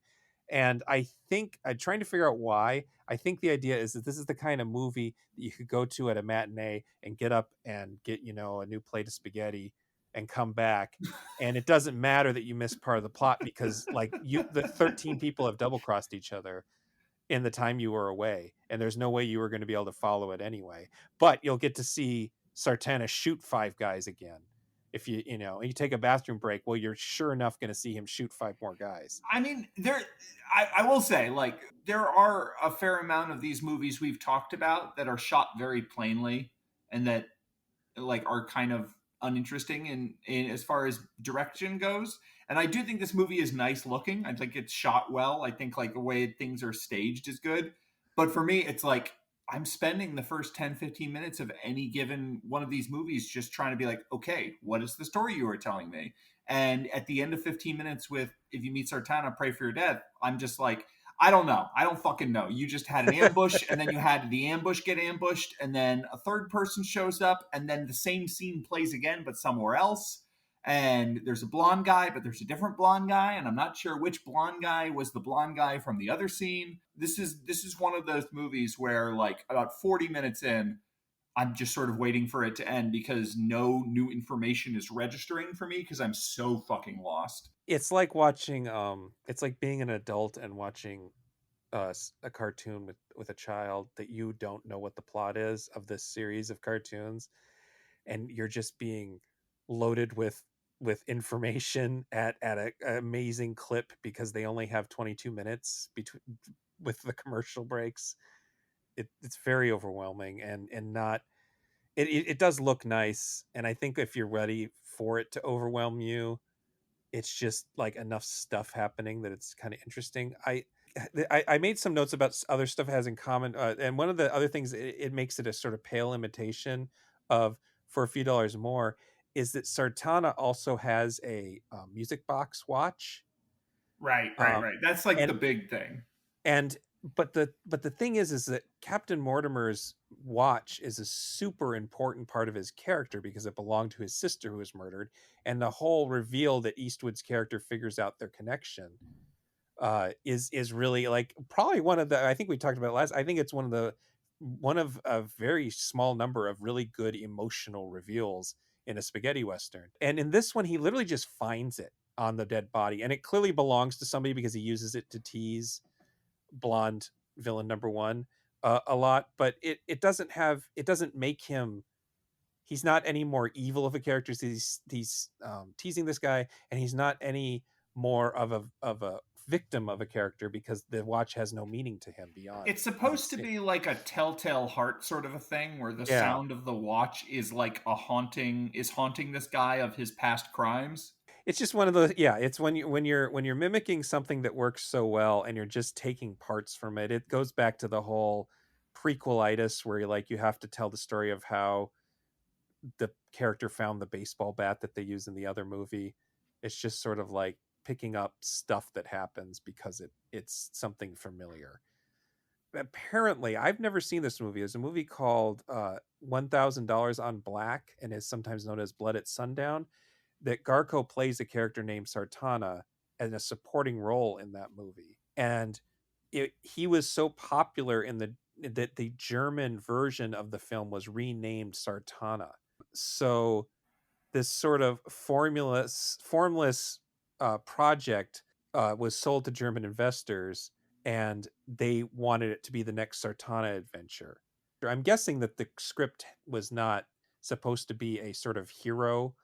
Like they weren't trying to make a new Django in this case, and that's what ended up happening. Just like we talk about all the millions of movies that got retitled Django or Trinity, there were a bunch of sequels to this. 3 of them that were official that had Garco in it, which is actually kind of unusual. One that's considered official but has a different actor, and then all these unofficial sequels, including 2 where Django and Sartana supposedly meet and team up, which are Django defies Sartana, and in one damn day, Django meets Sartana. And and then there's also a story called Django and Sartana Are Coming. It's the End. These are 3 different movies, and 2 of them are from the same director, and they were all released in 1970. That's what we're dealing with, and when you talk about Italian film fads, you got 2 names, not even characters, but names that are popular. It'd be like Spider-Man was popular and Batman was popular. And then a smaller studio and director made 3 Spider-Man versus Batman movies with no permission granted. About The other thing is sort of like you look at it, it's like, all right, well, what's the difference between Sartana and Django? Really, is there yeah, these are kind of basically the same character. well, and they're both, for one reason or another, supposed to kind of be blank slates. They're supposed to be a little bit like Clint Eastwood's, another kind of blank slate. You kind of project upon him. He just looks cool. And I also wrote down Alex Cox in his review in his book. He spends a lot of time describing the plot in very specific detail, and then he calls it all entirely meaningless. And so I appreciated that he also appears to not like this movie. All right, well, we're in good company. If the director of Repo Man doesn't like this movie, I feel a little bit better. I guess what I'd rather talk about here is that the cast is good, and you got Klaus Kinski again, who's doing more of a standard grotesque weirdo bad guy thing than he was in I might keep wanting to say 4 of the Apocalypse, the Ruthless 4. The Ruthless 4. There we go. Yeah. He's a different kind of character. But what's great is that someone in the production was like, one creature-looking German blonde-haired, blue-eyed villain isn't enough. We should also hire Austrian-born William Berger to play another. Well, I don't know if I'd even consider him the villain. He's an antagonist, I guess. He's kind of the victim half the time. And then Kinski is dubbed by absolutely the wrong man. I don't know if you watched this in English. They gave him a baritone voice, and it's a recognizable voice. He usually dubs the heavies in these movies. And he has so few lines that it's really shocking because he's mostly just watching people. And Kinski does have one bit where he's eavesdropping and not doing a very good job of being subtle about it, which is actually good acting on his part. But then he has like 3 lines and he's like, "Hey, I'm Klaus Kinski." And you're just like, what the fuck? What happened there? And I don't think it's supposed to be funny, and it's just crazy. And then it also has Fernando Sancho, who is he is the go-to for corrupt Mexican generals and bandit leaders during this time. He's in like 7 million spaghetti westerns, playing a guy either named Pancho or Sancho, and he's so typecast that you could consider this a multiverse of Sanchos. He's very good at it, and he's always eating chicken legs. Well, I guess the thing I find kind of interesting about this movie is something I'm not sure I'm supposed to, which is that for most of the movie, Sartana is just sort of pushing Berger's character into doing things and watching what happens. So there's a little, it's just like this touch of like dark comedy to Sartana's basically torturing this guy by setting him up in these double cross situations, and the movie can't pull that off. But that would have been a kind of like dark comedy, like, I don't know, like the thing that's popping into mind is the movie Cable Guy, where someone's just ruining someone's life. Yeah. I know exactly. Yeah, it's exactly that sort of thing. Yeah, so like that could work, a Western where the bounty hunter guy is, or I guess he's not even I don't know what Sartana's thing. He's either a bounty hunter or he's like some sort of mercenary, where he's just sort of torturing the antagonist. The Sartana is so ahead of the game the whole movie and so infallible that you half expect him to appear in the coffin at the end of the movie, even though he is opening the coffin at the end of the movie. Yeah, You have to yeah. expect it to pop open and he's there somehow too. I don't I know. will say, like, if there's a complaint I have about a lot of these spaghetti westerns, is I do think a lot of the times the heroes are sort of these like ineffable supermen Yeah. that are very And boring to me. this is a definite version of that. Yeah. In the sequels, they got more into the ridiculousness of his stuff. And one of them, he turns a church organ into a weapon and rolls it onto the street and plays the organ to kill all the guys in the street during the final showdown, which is a fun image. The second one, because it came in a set from Arrow, so I ended up watching all of them originally. The second one, which is I Am Sartana, Your Angel of Death, that's probably my favorite one because it has a little bit of a John Wick 3 thing where it's a bunch of other bounty hunters trying to get him. Parolini actually made two of these movies. He didn't make any of the Sartana sequels, but then as soon as this was over, he made a different Colonel Mortimer pseudo spinoff called Sabata, and actually got Van Cleef to play the role of Sabata. So there were these two separate, and there's two sequels to that, but only one of them's really a sequel, Return to Sabata, which I actually highly recommend. Return to Sabata, that's a good one.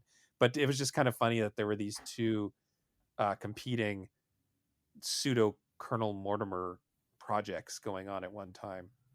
I thought the score has a little bit of British invasion sound to it. Piero Piccioni. And the only other note I have is that Parolini, his last Western was in 1975. It's called God's Gun, and it's very weird. And it features, I think I mentioned it in a little bit in the other one, Lee Van Cleef as twins. One is a gunfighter and one is a priest. Jack Palance as another, loud villain. And then Sybil Danning and Leif Garrett. And it was produced by Canon Films, an early version of Canon Films before they were using Canon Films. God damn. Yeah. That's Not a very good movie, but it's kind of worth it, kind of worth it. Anything else you got for this? No. All right. This Moving is on. one of those movies where I'm like, I got no thoughts about this. I You- walked I out of never it the same have way to I watch walked it in. again. Yeah. Exactly. Now we're going to move on to a very good one. Run, Man, Run. Holy shit. The Italian title is Corri uomo corri. This is directed by the fourth most famous Sergio Sollima, behind Sergio Leone, Sergio Corbucci, and Sergio Martino. He was the most politically minded of the Sergios, even though we're going to eventually talk about Sergio Corbucci and Sergio Leone's politics in the last episode here. But he fought in the Italian resistance army during World War II. So he's like an actual Antifa warrior, or was an actual Antifa warrior. Like he like as literal as you can get for anti-fascist. He was one of those. And it shows. Yeah. And so, yeah, we mentioned Zapata Westerns earlier, but Sollima is a very important figure in the genre. And so I'm gonna do a quick run through more specific of what Zapata Western means. So let me loosen up here. Because of their nihilistic, kind of anarchic rock and roll slants, the Leone and Corbucci films were all considered political in nature. But the bulk of these weren't outright political. They were still about recreating a tone and aesthetic of Hollywood Westerns. And their most potent political statements were usually tied to the fact that they were Italian versions of revisionist Westerns. So it was definitely about, the idea of the West being not the thing that we thought it was in the 30s through the 50s. Zapata Westerns made the politics the point. And there are two films that kicked off this sort of implicitly left-wing thing. And those were Damiani's A Bullet for the General and Sollima's The Big Gun Down. And these were practically released on top of each other. I think there was like a week between them. And there's evidence that both were based on the work of screenwriter Salvatore Loriani, but he's not mentioned in Bullet for the General's credits, so I might be incorrect there. The word Zapata Western comes for Emiliano Zapata, the famed Mexican revolutionary general who fought alongside Pancho Villa and still inspires real-world Mexican politics to this day. most notably the Zapatista Army of National Liberation, the Ejército Zapatistas de Liberación Nacional, the EZLN. Zapata Westerns were set mainly during the Mexican Revolution, and they utilized this historical conflict as an allegory for then modern, 60s, 70s left-leaning political things. And these were card-carrying communist filmmakers. We're not like saying, oh, these guys were woke, these guys were, ahead of their time, these guys were this, that, these were actual practicing communists who made a lot of these movies. And it wasn't like a fad to them. This is what they were here for, and they were trying to squeeze as much of this stuff into these very quickly made fads. And they ended up also, most of these guys ended up making a lot of poliziotteschi cop movies with the same kind of idea. And we were in the early stages of a little thing called the Years of Lead, which I believe I mentioned earlier too. And this was a sort of borderline civil war between hard right and hard left agents within the country. And that's the simple version. But in the late 60s, mid 70s, into maybe even the 80s, I think, the Italian public was freaked out. And there was a lot of crime, and there was a lot of terrorist action, and there were assassinations and assassination attempts, and it was crazy. And then on a sort of technical level, the Zapata Westerns tended to revolve around a pair of unlikely protagonists that are forced to pool their resources and combat a greater evil. And this is because this is what happens in the Big Gun Down and Bullet for the General. We should also mention that the use of the Mexican Revolution as a proxy for modern politics was actually lifted from vaguely anti-communist Hollywood movies like Veracruz and Viva Zapata. And so the movie that is important to Run Man Run is The Big Gun Down, which is another case of an earlier mentor Western, like we were saying, because Lee Van Cleef plays a guy who hooks up with Thomas Milian, who is a bandit. Lee Van Cleef is a bounty hunter who is he's being courted for political office, and he ends up in this situation where these two guys who feel like they have nothing in common end up recognizing horrors of the Mexican Revolution and what is causing it. This movie is a sequel to that, but without Van Cleef's participation. It's just about the Tomas Milian character. With that in mind, so sorry about all that preamble. I will just start off by saying I don't think this movie is as communist as it is anarchist. Yes, and I think that actually by this time, and this is something I don't want to pretend like I'm an expert about, but you have people like Gian Maria Volante, who plays the villains in both Fistful of Dollars and For a Few Dollars More. He's also in A Bullet for the General. He is an anarchist at this point. And so you have him hooking up with French filmmakers and making weird experimental things, and then coming back to Italy to participate in these kind of movies. So you're absolutely on track with the idea. There is a specific scene that I believe is taken from Emma Goldman. Oh, okay. Where with the Salvation Army. Oh, yeah. Maybe basically the Salvation Army is like, if you listen to us preach, then we will give you food. Yeah. And Thomas Milan stands up and is like, no, take the bread. Don't wait for the bread. Don't ask for bread. Take the bread, which is a famous Emma Goldman quote.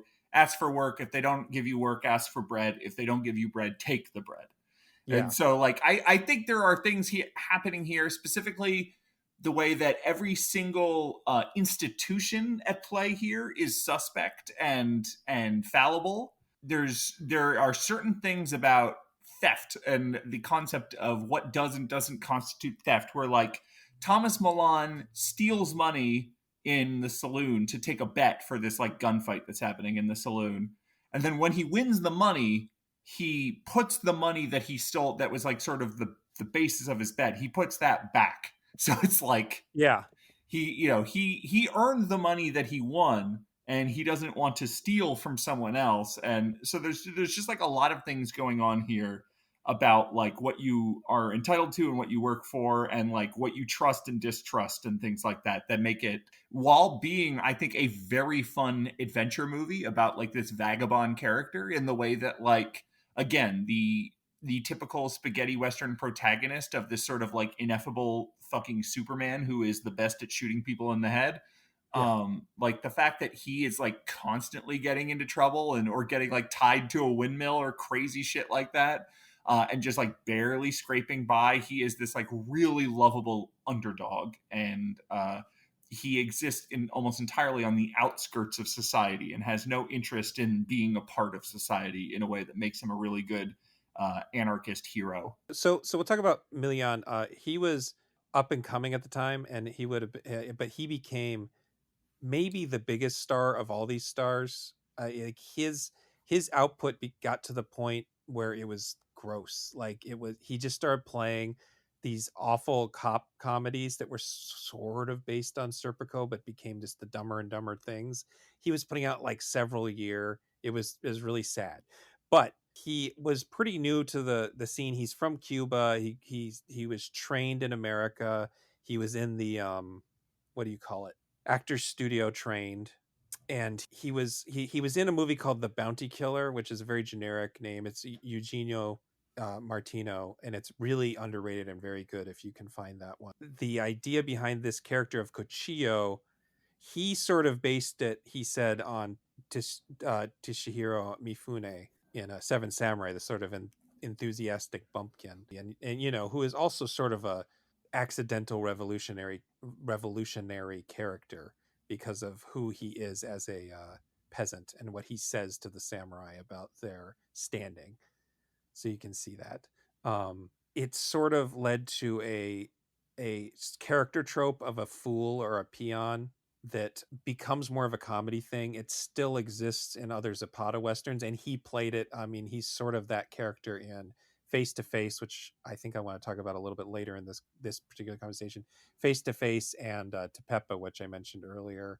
He's kind of the same guy, and in Compañeros, Which is the one that I've seen. So that was Yeah. definitely what came to mind for me. And that's kind of the last in the line there, I think. Compañeros, we'll talk more when we talk about the mercenary, but the Compañeros kind of feels like an apex of a certain kind of character that he played, and it was sort of downhill from there, in my opinion. A lot of people like his cop movies. I'm not a huge fan, but he was just he was a genuinely good actor who was very well trained, but he didn't have a huge amount of ego like a lot of other well-trained actors were when they made it to Italy, and would think that they knew better than the filmmakers.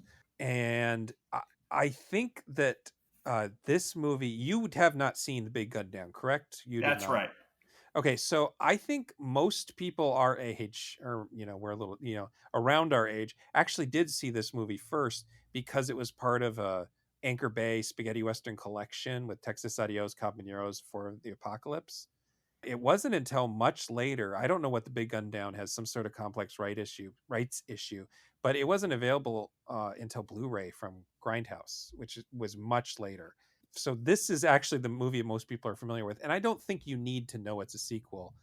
Most of the characters that are introduced are not. For instance, his fiance, she's not a character in the other movie. They imply that she might have been, but she's definitely not. This one, it was not made for American release, was another thing, because Lee Van Cleef wasn't in it. So they don't, you know, Big Gun Down kind of has to water down some of its politics. And this one puts them so front and center that it's the opening title theme is like a revolutionary song in Spanish.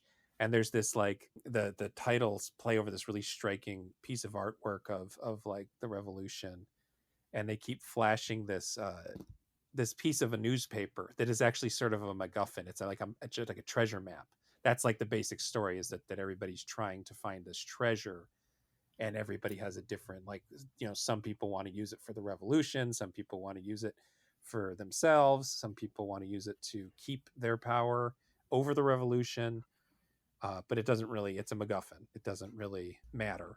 The idea that the gold that they are all looking for is in fact a printing press, that they made a printing press out of gold and then painted it to be Yes. to look like it's cast iron, is another like sort of idea of this is a movie that's genuinely interested in what has revolutionary power. And to some extent, that is like if you can get a bunch of people working on the same side and they all have guns, that there's some revolutionary power to that. But also like the main guy that he saves, who sort of gets him into this whole mess, is a poet. And it's his ability to sort of speak to the beauty of Mexico and speak to the Mexican people that energizes them and keeps the revolution going, which is, and eventually he even dies because he takes a bullet trying to protect a woman when these bandits are trying to force him to tell where the treasure is.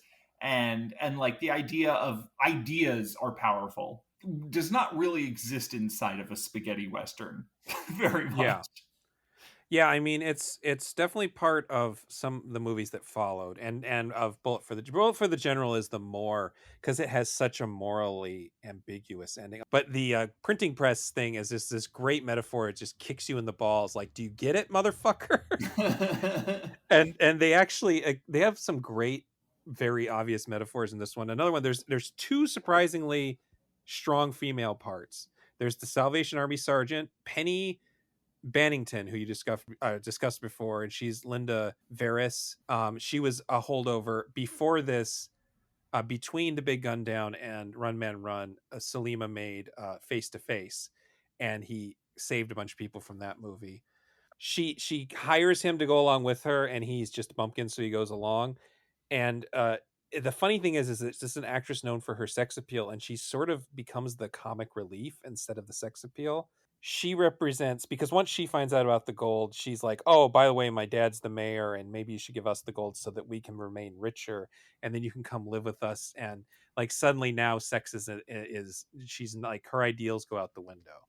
She uses the fact that she's a beautiful woman to sort of manipulate people. Right. she's like, I'm very chaste, I'm so Christian, none of like the idea of earthly pleasures like sex is totally not anything I'd ever be interested in. By the way, I will give you a whiff of sex every moment I can in order to get you to do what I want. And then meanwhile, he has this fiance who's very loud and just wants him to come home. I love her. She's so fucking funny. Who's the actor who plays her?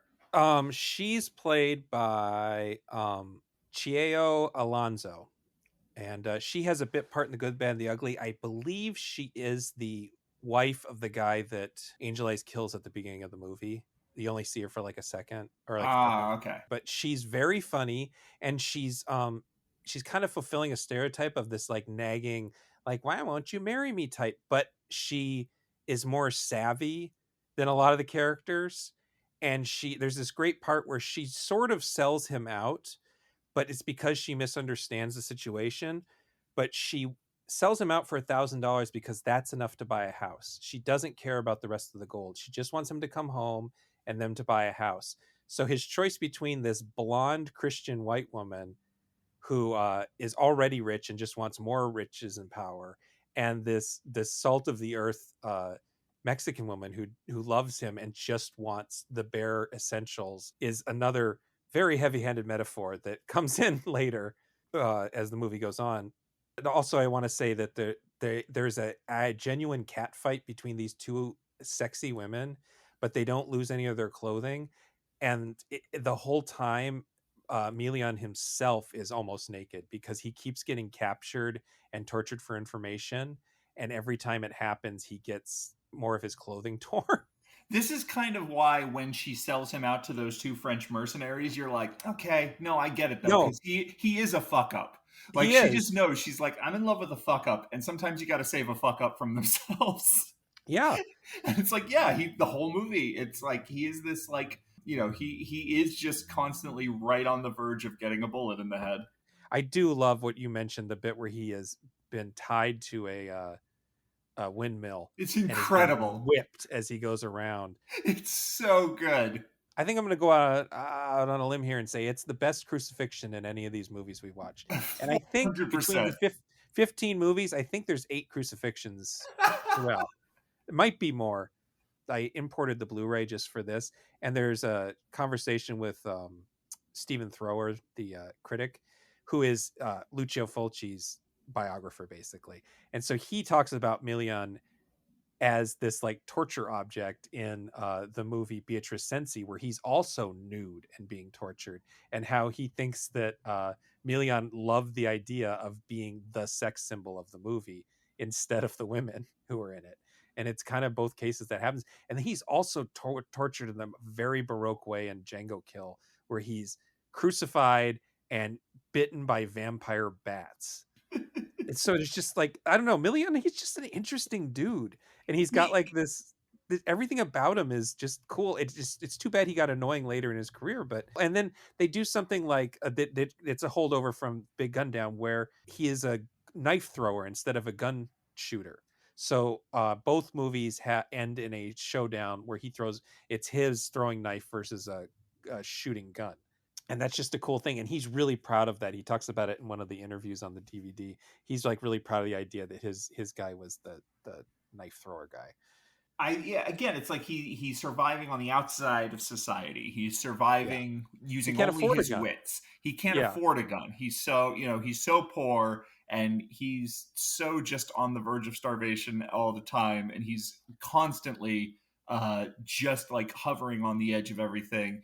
The idea of like pairing him with like the technology of war is like no. This is the anarchist hero. He exists outside of all of your little conventions. And then the other thing about him is that he is such a good actor that this is the movie about pairing him with different people. There's him with the poet. There's him with this sort of mysterious stranger who keeps popping up in and out of his life, this former sheriff. There's him with his wife. There's him with the Salvation Army lady. He has great chemistry with all of these people. You really do believe, despite the fact that he is this untrustworthy scoundrel who constantly lies, cheats, and steals in order to get what he wants, you do still believe that he actually has personal relationships with all of these people. And it's what keeps him likable and even lovable. Well, and I think two of the things you just said there are interesting in the wider picture here, because the revolutionary poet character is I believe the same basic peasant peon gentle intellectual dynamic. It also appears in Compañeros, where a greedy revolutionary and a gringo mercenary are forced to team up with a peaceful counter-revolutionary professor who is a hyper anti-violent guy. And there's scenes in that movie where he keeps stopping to appreciate nature and talk about nature. And at the end of that movie, the gold, quote unquote, is also information. And then this is the second time Sollima himself is using it, because in Face to Face, which again also stars Milian and was also co-written by Sergio Donati, who wrote this one. That's a darker take on this basic idea, where a true believer revolutionary, played by Milian, kidnaps and befriends a peace-loving liberal college professor, played by anarchist and Fistful of Dollars star Gian Maria Volanti, who slowly comes to believe that violence is the only real answer and eventually becomes more brutal and shocking to Milian's character. And it's a really cynical, misanthropic Zapata Western. I highly recommend it, but it is a fucking bummer. But the idea that this is a thing that appears in at least 3 of these movies, I'm sure I can think up another one if I really try. I think that's really interesting. And then the character, the Donald O'Brien sort of sheriff turned bounty hunter, like he's this down on his luck, like guy who needs to make the right choice. You might recognize him as the titular Dr. Butcher MD a couple years, about 10 years after this. But I have a feeling that that character was going to be Van Cleef again, because there's a lot of this stuff about him and his relationship with Milian's character that they already know each other. And there is an indication that Van Cleef's character would go back to being a bounty hunter from becoming a sort of sheriff character. But I get the feeling that when Van Cleef wasn't available, that they changed it to make him more downtrodden, which makes it a more interesting character. I think Van Cleef is a better actor than Donald O'Brien, but it becomes interesting, especially in the scene where O'Brien decides, you need to help these people and we have to be the bait. And he convinces Cuchillo of this and tells the Salvation Army lady to leave, and then tries to ditch them on top of that. Is like it's just good stuff. This, like you were saying, the cynicism that the movie has towards every character and what they're really out for. And he does have the best line in the movie, which is, "I never would have shot you in cold blood. Thanks for warming it up for me." That's a fucking baller line. Should also mention that cuchillo actually literally means knife, but cochillo means suckling pig. And I just have to assume there was some sort of word play there that it's too close. Two words that mean completely different things, both of which one could be a name because he uses knives, and one could be an insult because of his parasitic nature to society. And then John Ireland, who is a Canadian American actor who's in Red River, Good Fight, The OK Corral. He was working in Italy at the time, but I think this is his only Western. And he's basically a Pancho Villa stand-in who surprisingly doesn't betray anybody. He sticks to his guns, or his morals. That's all I really got. I mean, I think this movie, I hadn't seen it since I got that old Anchor Bay DVD, and I just hadn't watched it because I'd watched Big Gun Down so many times, and I was like, oh, I want to get this on Blu-ray. I don't feel like watching a crappy shit ass like peasant quality DVD. That's for people who beneath you. Unrelated, but do you want my old DVD? I don't need it anymore. Yeah, I fucking love peasant slop. Absolutely. Anyway, I remembered it being long, and I was a little bit like, oh, what if they overdid it? But I don't think it's too long. I don't think it overstays its welcome. I think it has a good sense of scale and a good scope to it, but it's got momentum. Yeah. Which is not true of our next movie. No. Let's close out this episode with one I just sort of picked because it's very familiar. It had a very good American release, home video and theaters. That is Ace High, which I keep mistakenly calling Aces High. Right. Which is the nothing World to War One fighter pilot movie, or two? Right. Or in my case, the Iron Maiden song about the Royal Air Force pilot dogfighting during the Battle of Britain. Aces High. This is Ace High. Yeah.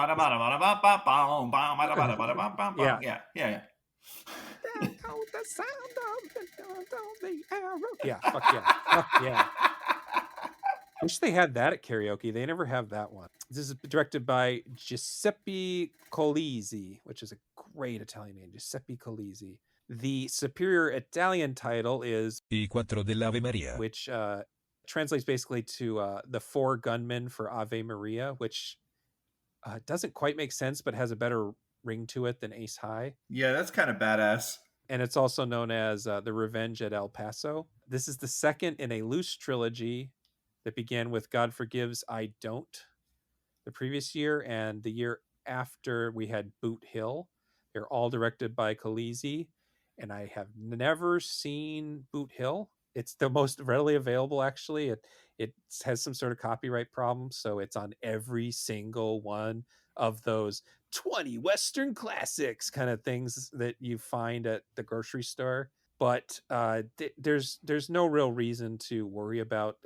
This is Bud Spencer, big man, looking like a caveman. Yes, Bud Spencer and Terrence Hill. They play the same characters. I don't know if you got this. Terrence Hill's character's name is Cat Stevens.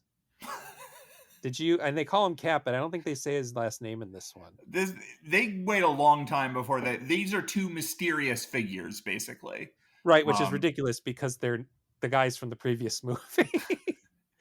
Maybe that's why they're mysterious, because I didn't see the previous movie. So to me, the backstory has not been explained yet. This is I'm going to get ahead of myself. This is a movie that does not need either of these actors in it. I don't know. I mean, go ahead and make your case. All right.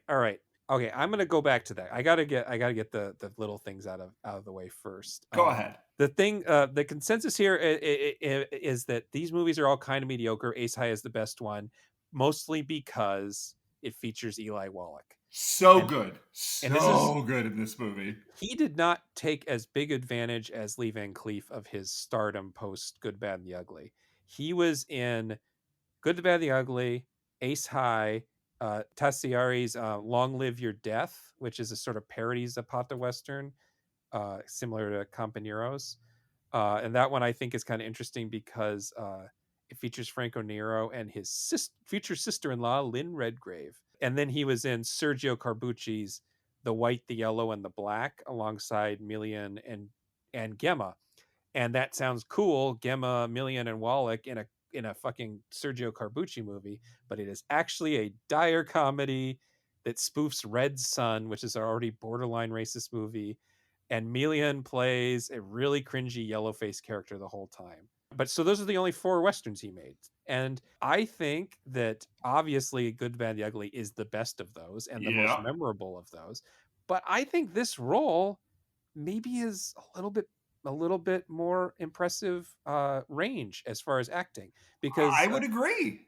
the character the character he plays in The Good, the Bad, and the Ugly is pretty one note. He's funny and he has like different dynamic ranges, but this guy has quite a bit going on. And the idea is that he has been betrayed by partners and has spent 15 years in prison. And if he was the focus of the entire movie, and then we didn't have almost 20 minutes of I keep wanting to call him Trinity, Terrence Hill, not Trinity, of Terrence Hill and Bud Spencer literally farting around. Their horses are, but I think it just would work better if we focus on him and his thing and what he's doing, and then bring these characters in. And then at a certain point, Hill just keeps disappearing. It really is, if anything, Bud Spencer and Eli Wallach are the central characters. The Hill's character will disappear and then reappear in heroic moments. I guess this is pre-Trinity, and of course this was renamed Trinity something something after the Trinity movies came out. But I just that kind of character from him, it's just, I don't know, I don't enjoy it very much, and I don't think it's particularly funny. But then I think Wallach is hilarious. He can even mug. Like I don't like mugging very much. It's part of my problem with what I consider mugging is just making faces, without speaking lines, just like auga, look at them titties, that kind of stuff. This is so. Here my argument for why. I'll be honest. I don't think Terrence Hill is good in this. I don't care about Terrence Hill in this movie. No. I think he functions as far as like he is the man with no name type, and that is a good foil for Bud Spencer, because Bud Spencer is this like absolutely insanely huge, brutish, like fucking guy who, like, it's a visual gag when he gets a shave and a haircut and ends up in a suit, because it's just sort of like he looks so out of place being anything other than this like feral caveman. Do you remember when we, in the first episode, when we were talking about Beyond the Law, the Lee Van Cleef movie, how the only factoid, IMDb factoid for that entire movie is Bud Spencer appears clean shaven in this film?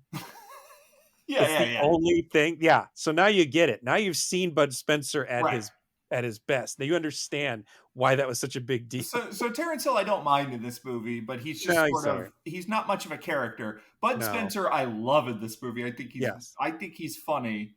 And so like if you're gonna have this script that spends so much time with these two, they're specifically like I like that this movie starts off with setting them up as like these crazy badasses, where they just sort of like are very enigmatic and strange, and they walk into this town and they like force their way into this banker's office, and you don't see what happens behind closed doors, but they walk out with a check for money for that, like, because of this convoluted thing of they killed a guy who worked for him and they're going to expose him if whatever. Basically, they force their way into $4,000 that he does not want to give them, which is why he sort of springs Eli Wallach from jail, saying like, well, you're the ultimate killer, so you go kill these guys. Eli Wallach is like, actually, I have a lot more going on than just being a hitman. So no. But at any rate, like, I like that this movie starts off with those two, with Terrence Hill and Bud Spencer being these like really interesting, enigmatic badasses.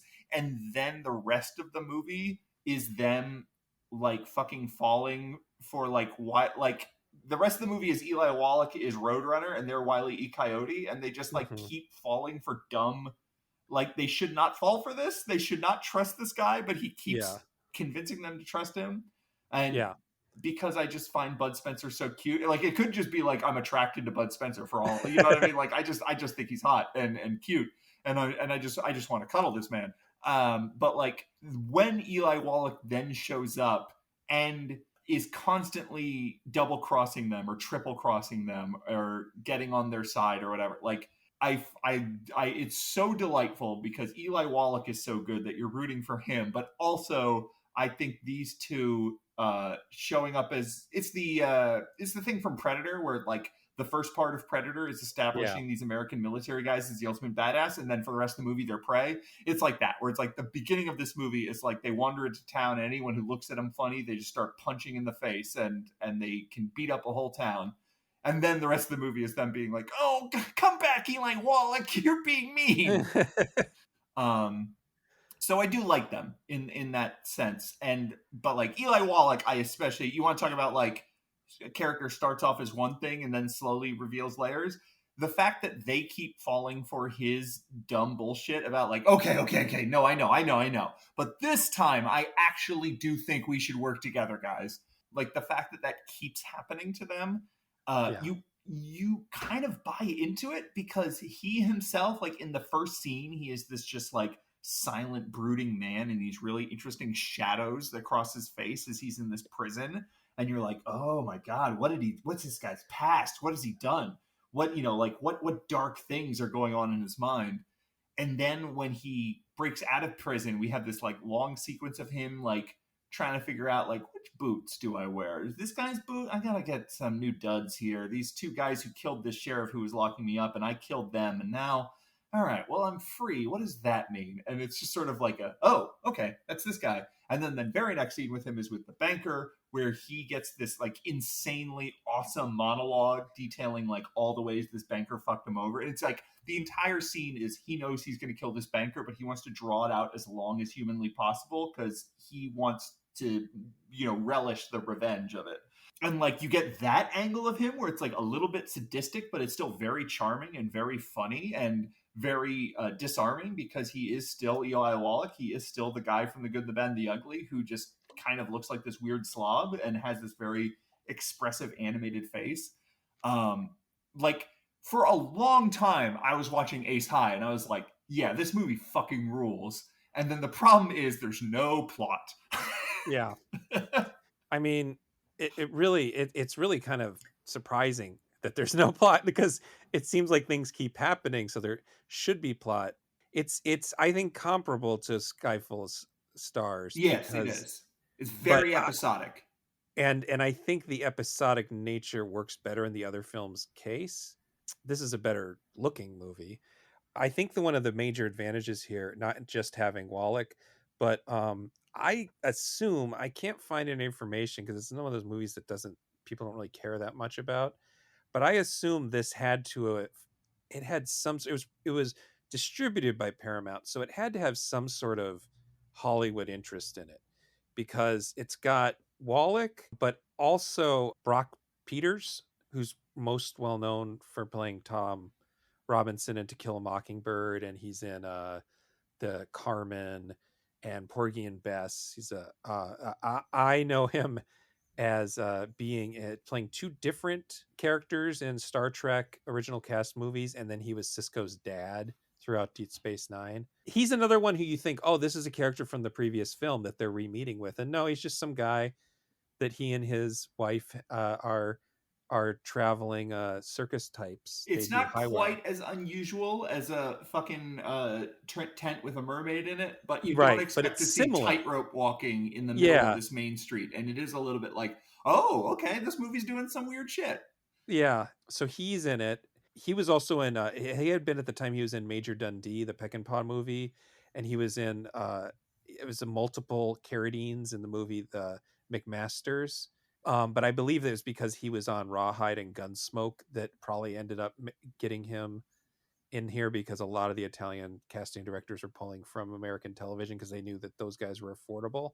But as far as I can tell, this is his only Italian production he ever made. So it's interesting that they got this American actor of prominence, and then They also got Kevin McCarthy, who name you see in the credits and doesn't show up until the very end. So I was like, maybe it's a different Kevin McCarthy.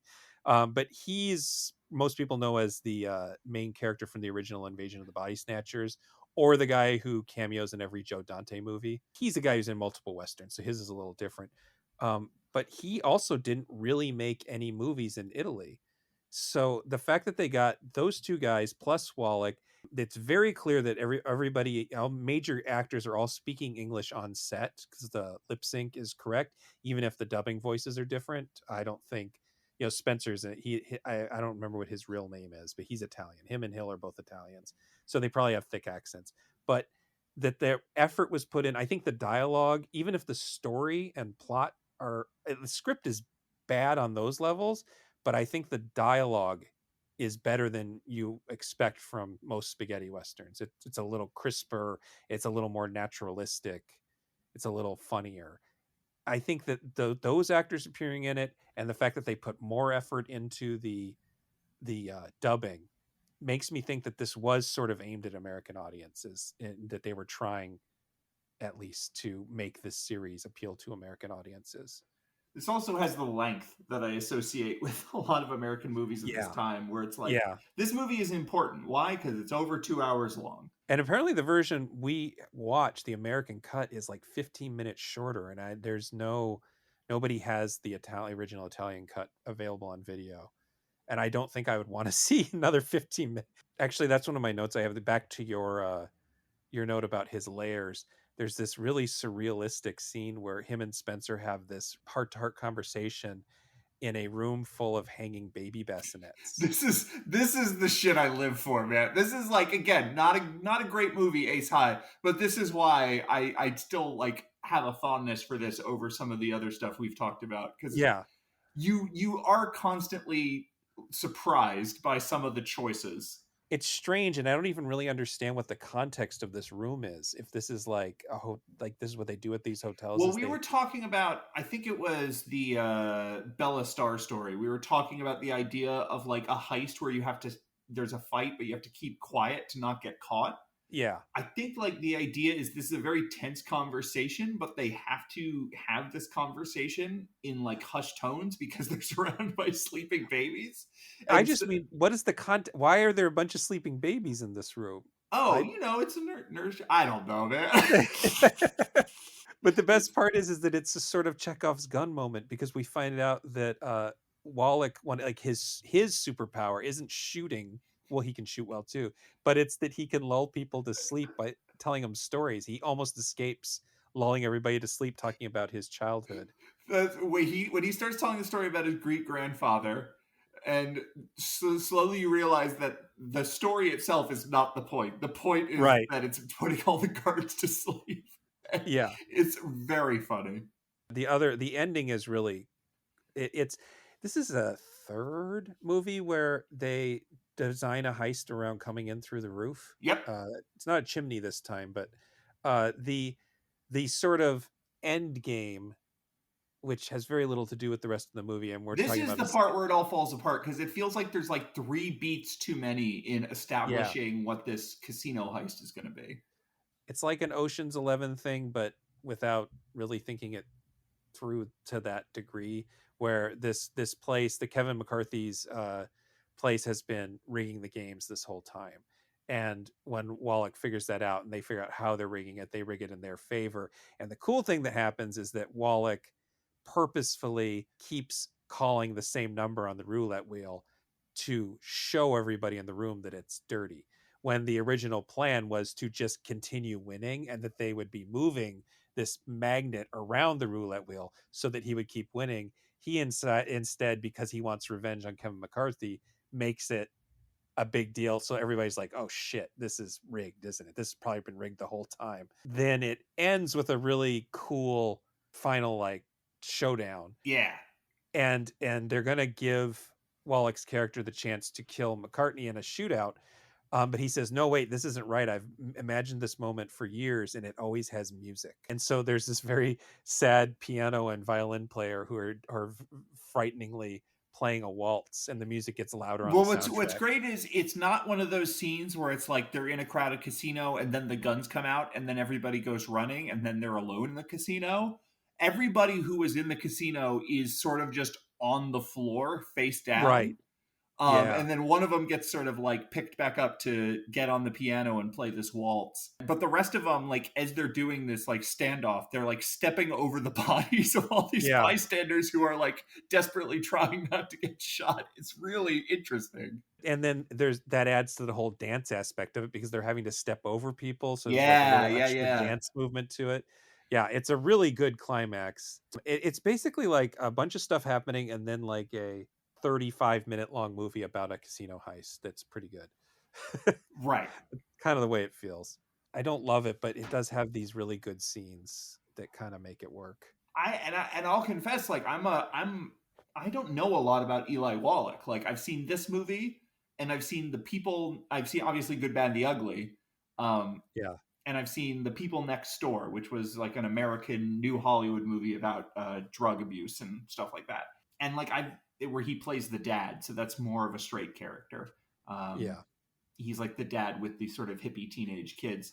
And so like I'll be honest, like Good, Bad, the Ugly, he's incredible in. But when I watched this movie, I was like, oh, I didn't realize Eli Wallach was this good. Yeah, I think he also trained at the Actors Studio. I might be wrong, but he definitely was a New York actor. He's definitely of that generation. The fun connection here is that both him and McCarthy have roles in John Huston's The Misfits. Okay. Which isn't one of my favorite movies, but is a movie that has a very interesting history behind it and some really good performances. Mm-hmm. I mean, I guess I know him from Godfather Part 3, unfortunately, and Magnificent Seven, and he's in the treasure hunting underwater thriller. But he makes this movie, and I think that he doesn't just make it, but I think there is a good argument that he is even better in this than he is in The Good, the Bad, the Ugly. Mm-hmm. Oh, he's also in The Sentinel. I love The Sentinel. A weird fucking movie. Okay, well, you can be over there loving The Sentinel. I love The Sentinel. It's so gross and mean, and I don't love The Sentinel. That's all I got for this episode. You got anything to add?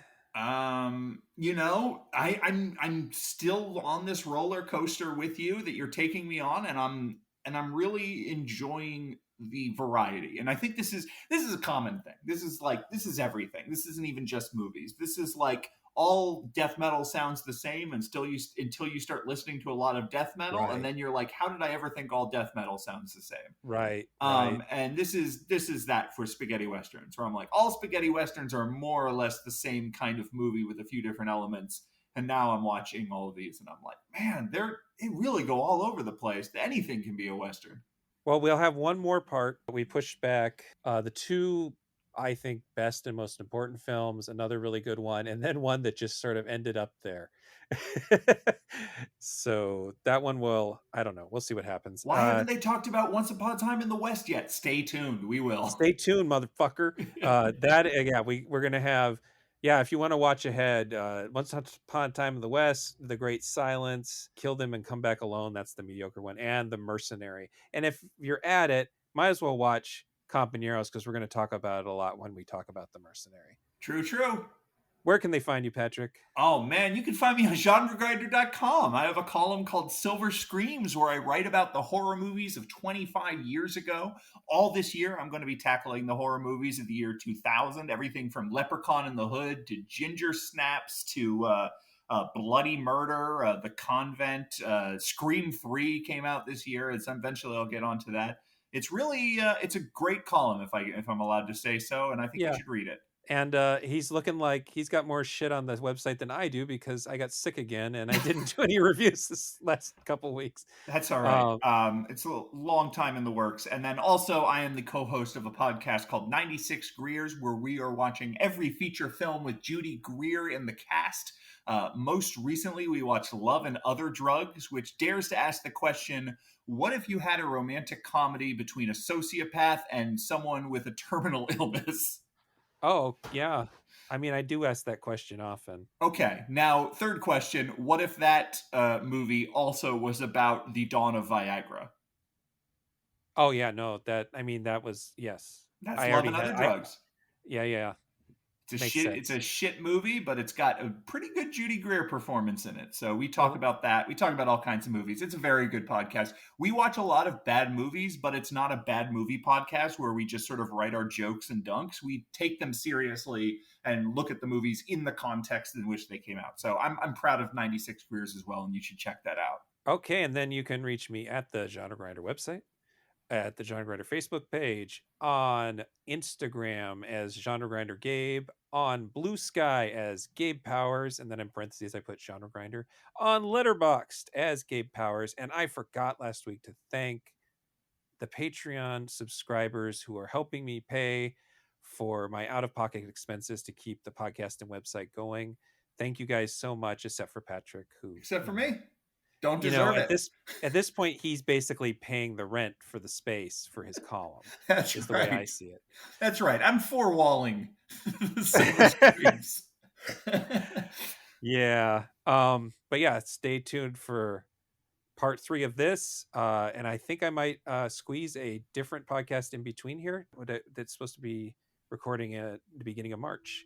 And until next time, when you do your dramatic shootout, make sure there's a waltz playing, because it really does add to the ambience, and it makes a kind of mediocre sequence really good.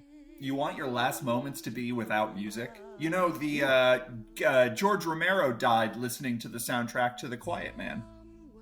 Speaking of, I don't think that's a Western, but that's a John Wayne movie. No, it's Western adjacent, we'll say. Yeah. Oh, well, that's a bummer. All right, goodbye, everyone.